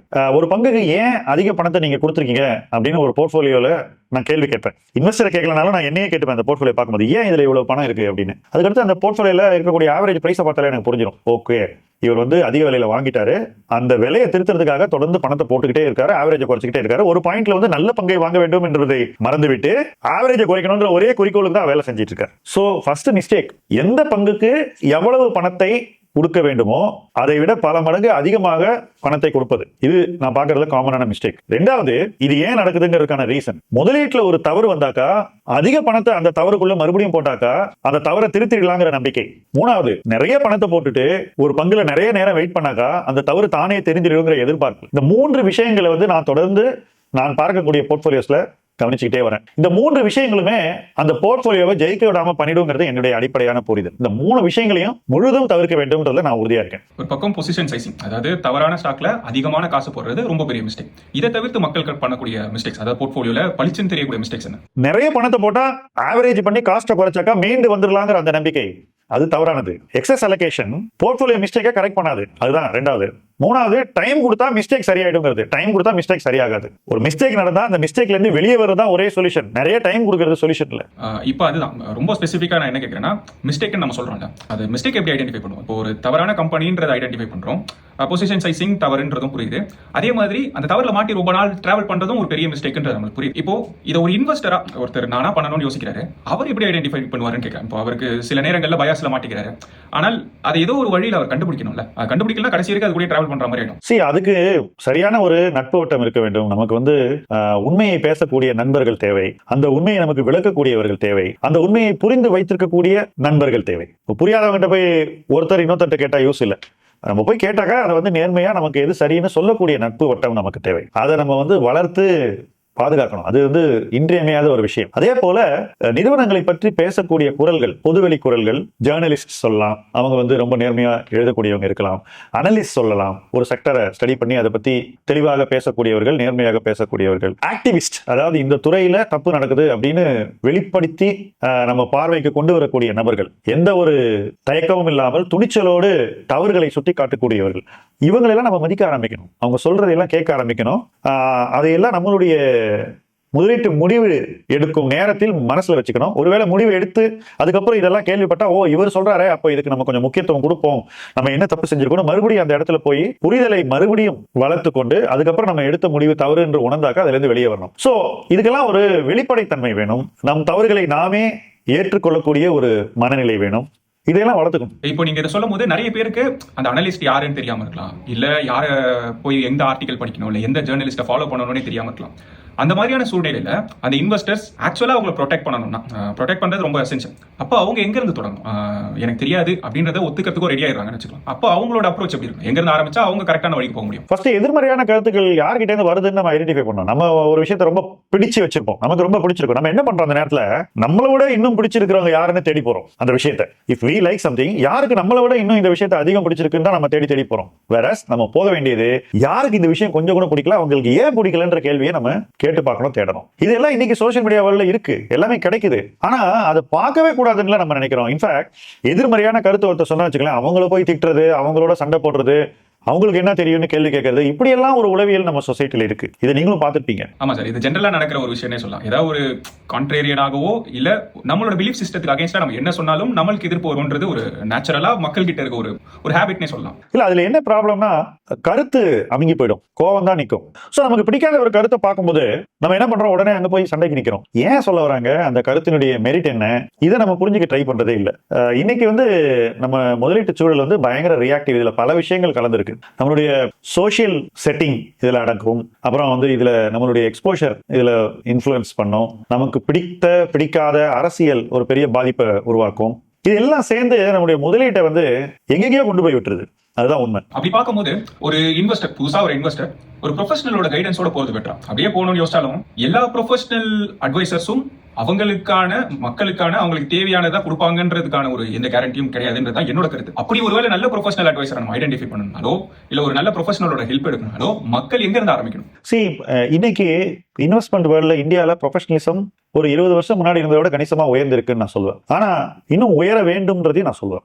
ரெண்டுமே நான் சொல்லக்கூடியது. இன்னைக்கு ப்ரொஃபஷனலிசம் வேண்டான்னு சொல்றவங்க எங்க போறாங்க, அதுதான் நம்ம முதல்ல பார்க்கணும். ப்ரொஃபஷனலிசம் வேண்டான்னு சொல்றவங்க போய் ஒரு இடத்துல ஆலோசனைகளை தேடுறாங்க இல்லையா?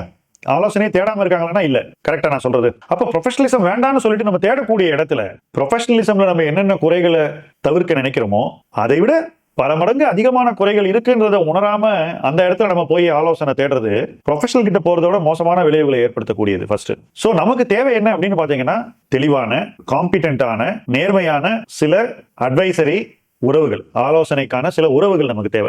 இதை நம்மளே சம்பாதிச்சு உருவாக்க முடிஞ்சாக்கா? இப்ப எனக்கு நான் ஆரம்பிச்ச காலத்துல ப்ரொஃபஷனல்லாம் கிடையாது, ப்ரொஃபஷனல் வார்த்தையே கிடையாது, அப்படி ஒண்ணு இல்ல.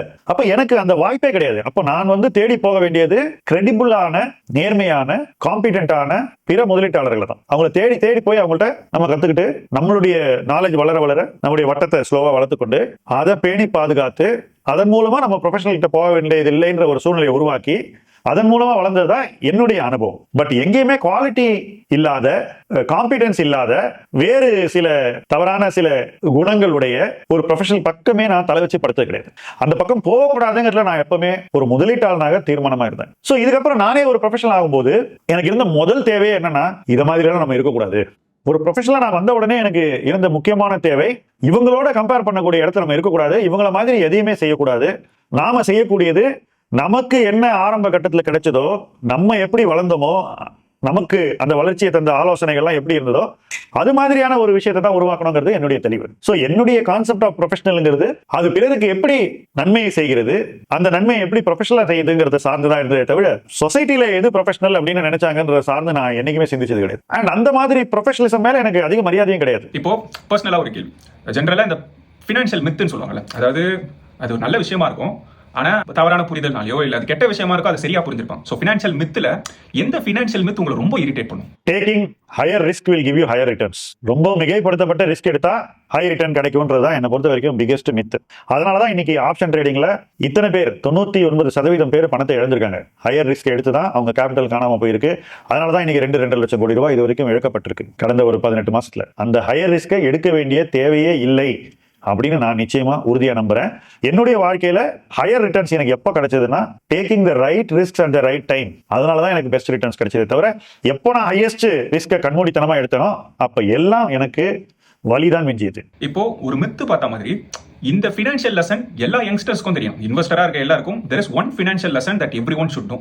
இப்போ சொன்னதே ஒரு லெசன் தான், அந்த மித்த அகைன்ஸ்டா இருக்கிறதே ஒரு லெசன் தான். இதை தாண்டி பர்சனலா என்னோட இன்வெஸ்ட்மெண்ட் பிலாசபி தான் இந்த லெசன் ரொம்ப அவசியம் இருக்கும்ல, அது என்னன்னு சொல்லுவீங்க? லாஸை தவிர்க்கணும், எல்லா நேரத்திலையும் நஷ்டத்தை தவிர்க்க வேண்டும். நஷ்டத்தை தவிர்த்தாலே நமக்கு லாபம் வந்துடும். So never try to lose money or try not to lose money. அதை மறக்கவே கூடாது. நான் பணத்தை இழக்கலாம், எனக்கு கவலை இல்லைன்ற அந்த ஒரு ஆணவம் ஒரு முதலீட்டாளனுடைய மனசுக்குள்ள வரவே கூடாது. என்னால் பணத்தை இழக்க முடியாது அப்படின்ற அந்த ஒரு பயம் எல்லா நேரத்திலயும் ஒரு முதலீட்டாளருடைய மனசுல இருக்கணும். அதே மாதிரி இந்த மல்டி பேக்கர்ஸை சேஸ் பண்றேன்னு சொல்லிட்டு நிறைய பேர் ஆல்ரெடி நடந்து முடிஞ்ச கதையில மறுபடியும் அது மல்டி பேக்கர் ஆகுமான்னு சொல்லிட்டு தேடிட்டு இருப்பாங்க.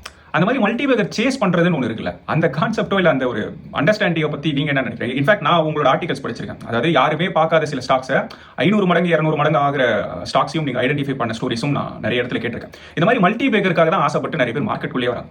அவங்களுக்கு உங்களோட எக்ஸ்பீரியன்ஸ் சொல்லணும்னா என்ன சொல்லுவீங்க? மல்டி பேக்கர் எங்கேருந்து வருதுன்றதை முதல்ல புரிஞ்சுக்கணும். மற்றவர்கள் பார்க்க மறுக்கக்கூடிய ஒரு காலகட்டத்தில் ஒரு நிறுவனத்தை பார்த்து அதில் இருக்கக்கூடிய நல்ல அம்சங்களை தெளிவாக அடையாளப்படுத்தி அந்த நல்ல அம்சங்கள் எதிர்காலத்துல எப்படி வளர்ச்சியை தரும், அந்த நல்ல அம்சங்கள் எப்படி உருமாறும், எப்படி அது இன்னும் எக்ஸ்பேண்ட் ஆகி இன்னும் பெருசாகும்ன்றதை நம்ம ஆன்டிசிபேட் பண்ணி அதை விஷுவலைஸ் பண்ணி அதன் அடிப்படையில் நம்மளுடைய முதலீட்டு கன்விக்ஷனை உருவாக்கி மற்றவங்க வாங்க மறுக்கிற நேரத்தில் பங்குகளை நிறைய வாங்கி சேர்த்து வச்சுக்கிட்டு அந்த மாதிரியான ஒரு நிகழ்வு நடக்கிற வரைக்கும் பொறுமையாக காத்திருக்கக்கூடிய ஒரு மனநிலையில் நீடிப்பதுதான் ஒருத்தருக்கு மல்டி பேக்கரை கொடுக்கும். சும்மா வாங்கிட்டு 6 மாசம் 1 வருஷம் 2 வருஷத்துல அப்படியே தானா மல்டி பேக்கர் உருவாகும்னு நம்மளை நம்ப வைக்கிறதெல்லாம் என்னை பொறுத்த வரைக்கும் மித்ஸ்.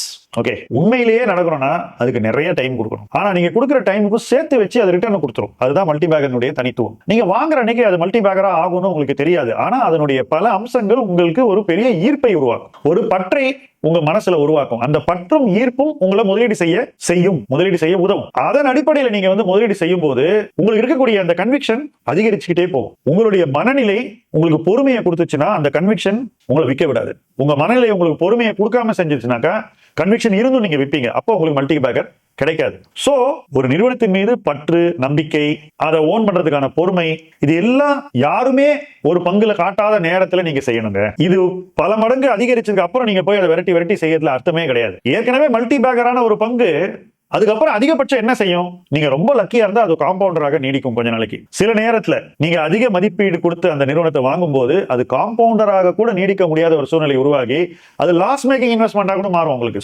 சோ மத்தவங்க கான்ட்ரேரியனாக அனுபவித்த ஒரு மல்டி பேக்கர் ஐடியா, அவங்களுக்கு பணத்தை அள்ளி கொடுத்த ஒரு ஐடியா, அவங்களுக்கு அப்புறம் வரக்கூடிய பெருவாரியானவர்களுக்கு ஒரு லாஸ் மேக்கிங் இன்வெஸ்ட்மெண்டா கூட மாறலாங்கிறத நம்ம மனதில் கொள்ள வேண்டும். சோ மல்டி பேக்கர்ங்கிறது நம்ம வீட்டு கதவை தட்டிட்டு வர்ற ஒரு விஷயம் இல்ல. நம்ம இன்னைக்கு நினைச்சு நாளைக்கு உடனே வாங்கக்கூடிய ஒரு நிகழ்வு அல்ல.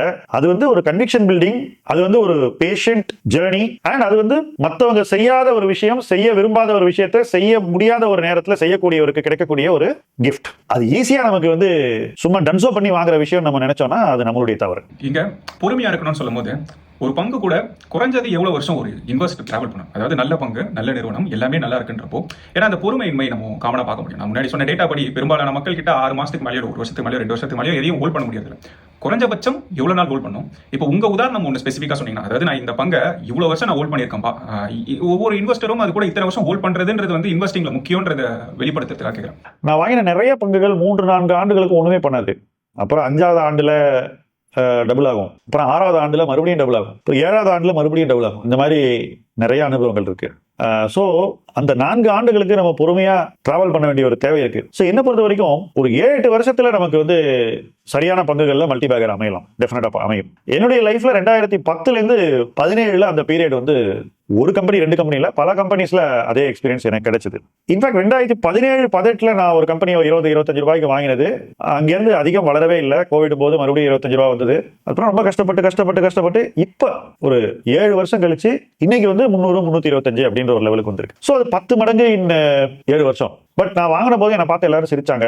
நிறைய பேர் அதை பத்தி நிறைய விமர்சனங்கள் இருந்தது. பட் அதுதான் அந்த பீரியட், நம்ம பொறுமையா இருக்கணும். நான் என்ன பண்ணேன், என் பேரு ஷேர் ஹோல்டிங்ல வராத வகையில ஓனர்ஷிப்பை மாத்திட்டு அமைதியா உட்காந்துட்டு இருக்கேன். சோ நம்ம பேஷன்ஸ் கூட பல பேர் நிலைகுலைய செய்வார்கள், அதை எதிர்ப்பாங்க, அதற்கு எதிர்வினை ஆற்றுவார்கள், நம்மளை எள்ளி நகையாடுவார்கள். இதெல்லாம் முதலீட்டு வாழ்க்கையில ரொம்ப சாதாரணமான விஷயங்கள். இதையெல்லாம் கடந்து நம்மளால ஒரு முதலீடோட நீடிக்க முடிஞ்சு அது சரியான முதலீடா இருந்தா அது மல்டி பேக்கரா வரலாம். தவறான முதலீடா இருந்தா நம்ம அவ்வளவு நேரம் இன்வெஸ்ட் பண்ணி நமக்கு எந்த ரிட்டர்னும் வராம கூட போகலாம். இப்போ இங்க ஒரு கேள்வி வருது, நான் இன்வெஸ்ட் பண்றேன், 3-4 வருஷம் வெயிட்டும் பண்ணிட்டேன், திடீர்னு எனக்கு 3-4 மடங்கு ரிட்டர்னை ஒரே வருஷத்துல கொடுத்துருச்சு. இப்போ பல இன்வெஸ்டர்ஸால அந்த ரிட்டர்னை பார்த்துட்டு சும்மா இருக்க முடியாது. வந்துருச்சு, 3-4 மடங்கு ஆயிடுச்சு, நான் நினைச்சதை விட அதிகமாக வந்துருச்சுன்னு சொல்லிட்டு ப்ராஃபிட்டை புக் பண்ணிட்டு போயிடுறேன்னு போகிறதுக்கு வாய்ப்பு அதிகம்.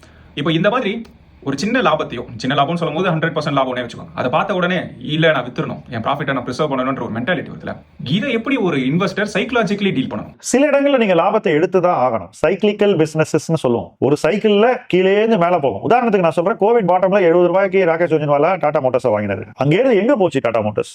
என்ன மாதிரியான ஒரு ஜேர்னி? ஒரு உச்சத்தை தொடும்போது அந்த இடத்துல தான் எல்லாரும் புல்லிஷ் ஆறாங்க. அது மல்டி பேக்கர் ஆன பிறகு எல்லாருமே புல்லிஷ் ஆறாங்க. ஆக்சுவலா பாத்தீங்கன்னா அது விற்க வேண்டிய நேரம். இப்போ நானே அப்போல்லாம் பொது வெளியிலேயே சொல்லியிருக்கேன், இது விற்க வேண்டிய பங்கு, இது விற்க வேண்டிய நேரம், கவனமாக இருக்க வேண்டும். சோ எப்போ நம்ம எதை எப்படி பாக்குறோங்கிறது ரொம்ப ரொம்ப முக்கியம். அப்போ நம்ம முதலீட்டுல இருந்து கொஞ்சம் தள்ளி இருந்து நம்ம முதலீட்டை பார்க்கணும். நம்ம ரொம்ப எமோஷனல் ஆயிடும், அதான் பிரச்சனை. சோ நம்ம வெற்றி அடைஞ்ச இடத்துல கூட நம்ம கொஞ்சம் தள்ளி இருந்து இதை நம்ம இன்னைக்கு வாங்குவோமான்னு கேள்வி கேட்கணும். இப்படிப்பட்ட ஒரு பங்கு வாங்கி தானே நமக்கு அந்த ரிட்டர்ன் கிடைச்சிருக்கு. அதே இடத்துல நம்ம கொஞ்சம் தள்ளி இருந்து இன்னைக்கு நான் இந்த பங்கு வாங்குவேனா இல்ல வாங்கவே மாட்டேன் அப்படின்னு தோணுனா ஏன் வாங்க மாட்டேன்ற கேள்வி கேட்கணும். இல்ல இந்த நிறுவன மதிப்பு ரொம்ப அதிகமா இருக்கு, இன்னைக்கு இருக்கிற மதிப்பை ஜஸ்டிஃபை பண்றதுக்கு 5 வருஷம் ஆகும் அப்படின்னு நமக்கு தெளிவா தோணுச்சுன்னா அப்ப அந்த இடத்துல நம்ம விற்கணும். அப்போ விற்கிறதுக்கான கன்விக்ஷனை டெவலப் பண்றதுக்கு ஒரு உழைப்பு, ஒரு முயற்சி எடுக்கணும். எதுவும் ஈஸியா வராது. எப்படி ரொம்ப சிரமப்பட்டு வாங்கி 4 வருஷம் வச்சிருந்த ஒரு பங்கு 4 மடங்கு போன உடனே நமக்கு விற்கணும்னு துடிப்பு வருதோ, அந்த துடிப்பை எப்படி நினைக்கிறோமோ அதே பங்கு இன்னொரு 4 மடங்கு போகும்போது விற்கணும்ன்ற ஒரு நம்பிக்கையும் வரணும். சோ ஒவ்வொரு காலச்சூழல், ஒரு சந்தை சூழல், ஒரு மதிப்பீட்டு சூழல், நிறுவன மதிப்பு சார்ந்த ஒரு சூழல்லையும் நாம நம்மளை மாத்திக்கிட்டே இருக்கணும். ஒரே ஆளா இருக்க முடியாது. நீங்க வெவ்வேறு ரோல்ஸ் ப்ளே பண்ணி ஆகணும். அதாவது நம்மளுக்கு பிடிச்ச கம்பெனியா இருந்தாலும் நல்ல ரிட்டர்னே கொடுத்திருந்தாலும் இப்போ அது மேல பயாஸ்டா இருக்கக்கூடாது. இது கொடுத்துருச்சுன்றதுனால இது கொடுக்குன்ற நம்பிக்கைலாம் இருக்கக்கூடாது. அப்போ என்ன முடிவு எடுக்கணுமோ அதுக்கேற்ற மாதிரி மாறணும். ஆமா, மாறணும். அப்ப வந்து எல்லா நேரத்திலயும் நம்ம இன்வெஸ்ட்மெண்ட்ல இருந்து கொஞ்சம் தள்ளி இருக்கணும். எமோஷனலி கொஞ்சம் டிட்டாச் இருக்கணும். ரொம்ப அட்டாச் ஆயிடும். அதான் பிரச்சனை. இன்ஃபேக்ட் நீங்க பார்த்திருப்பீங்க, நம்ம ஒரு பங்கு வாங்கும்போது நாம அந்த பங்கு மேல இருக்கிற அட்டாச்மெண்ட் ஒரு பக்கம், அந்த பங்கை பத்தி உயர்வா பேசுறவங்க மேல அதை விட அட்டாச் ஆயிடும். பங்கு மேல இருக்கிற அட்டாச்மெண்ட்டை விட அதை பத்தி உயர்த்தி பேசக்கூடியவர்கள், புகழ்ந்து பேசக்கூடியவர்கள் மேல பயங்கர பற்று ஏற்படுது. இது செகண்டரி லெவல் அட்யூலேஷன். இதெல்லாம் ஒரு முதலீட்டாளனுக்கு வரவே கூடாதுங்கிறது என்னுடைய கருத்து. தள்ளி இருக்கணும், டிட்டாச்சா இருக்கணும். அதாவது அந்த நிறுவனமாவே இருந்தாலும் நம்மளுக்கு பிடிச்ச பிசினஸாவே இருந்தாலும் எமோஷனலி அட்டாச்சா இருந்தா அது நமக்கு நன்மை கிடையாது அப்படின்றது தான் இங்க எனக்கு லெசனாப்படுது. அதாவது கன்விக்ஷன் அவசியம். அதே கன்விக்ஷன் எப்போ மாறணும், அதாவது இல்ல இங்க நிறுவன மதிப்பு சரி கிடையாது, இந்த இடத்துல இதுக்கு வளர்ச்சி கிடையாதுன்றத புரிஞ்சுக்கிறதுக்கும் ரெடியா இருக்கணும். அதை விட்டுட்டு நான் எப்போவே அது கூட ஒட்டிட்டே இருக்கணும்ன்ற அவசியம் கிடையாது. அதாவது ஒரு கம்பெனி நான் லாயலா இருக்கணும்ன்ற நெசசிட்டி கிடையாதுன்றதான் ஒரு நிதர்சனமான உண்மைன்றது உங்களோட கருத்துல எனக்கு புரியுது. வேல்யூவேஷன் டிசிப்ளினுக்கு தான் லாயலா இருக்கு. உங்களோட அனுபவத்துல கிட்டத்தட்ட 30-40 வருஷம் அப்ராக்சிமேட்லி இன்வெஸ்டிங் எக்ஸ்பீரியன்ஸும் நிறைய ப்ரொஃபஷனலான ஜேர்னியும் பார்த்துட்டீங்க.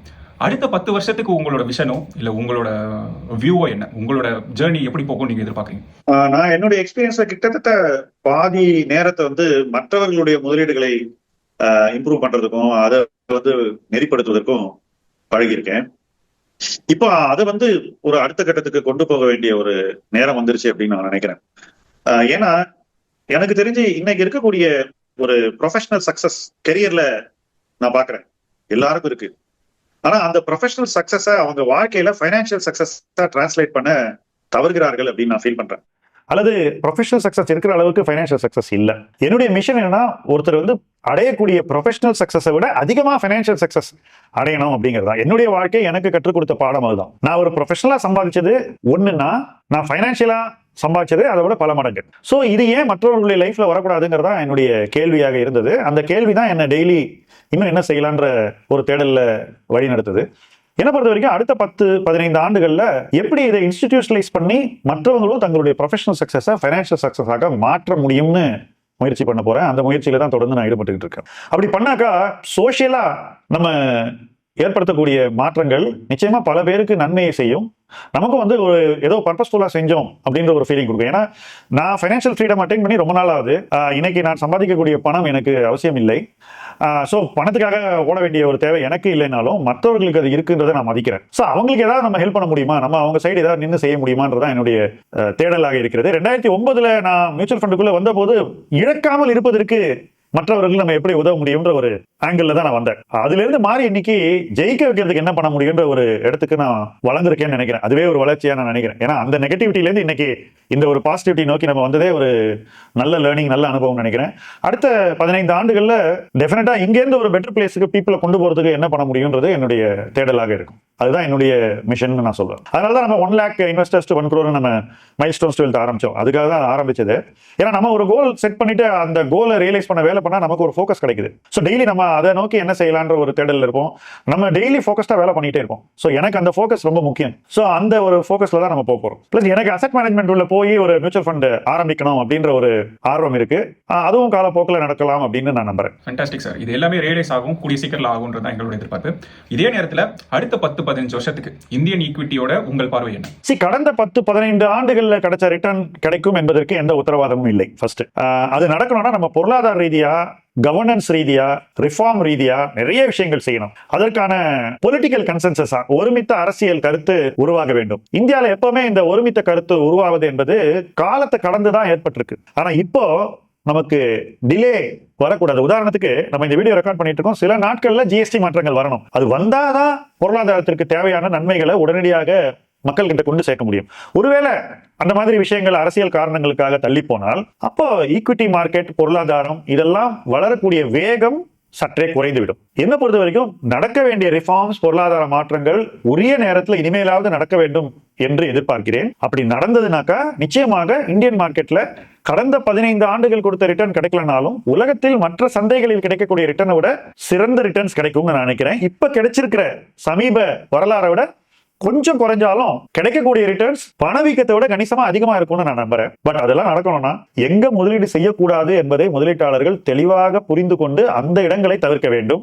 எங்க முதலீடு செஞ்சா ரிஸ்க் கம்மியா இருக்கோ அந்த இடத்துல முதலீடு செய்ய தயங்க கூடாது. ரிஸ்க் குறைவா எடுத்தா கூட ரிட்டர்ன் அதிகம் கிடைக்கும்ன்ற அந்த ஒரு பிலீஃப் சிஸ்டம், அந்த நம்பிக்கையை தங்களுக்குள்ள வளர்த்துக் கொள்ள வேண்டும். எல்லா நேரத்திலையும் ரிஸ்க கட்டுக்கோப்புக்குள் வைத்துக் கொள்வது முதலீட்டாளரின் கடமை என்பதை உணர்ந்து நடக்க வேண்டும்.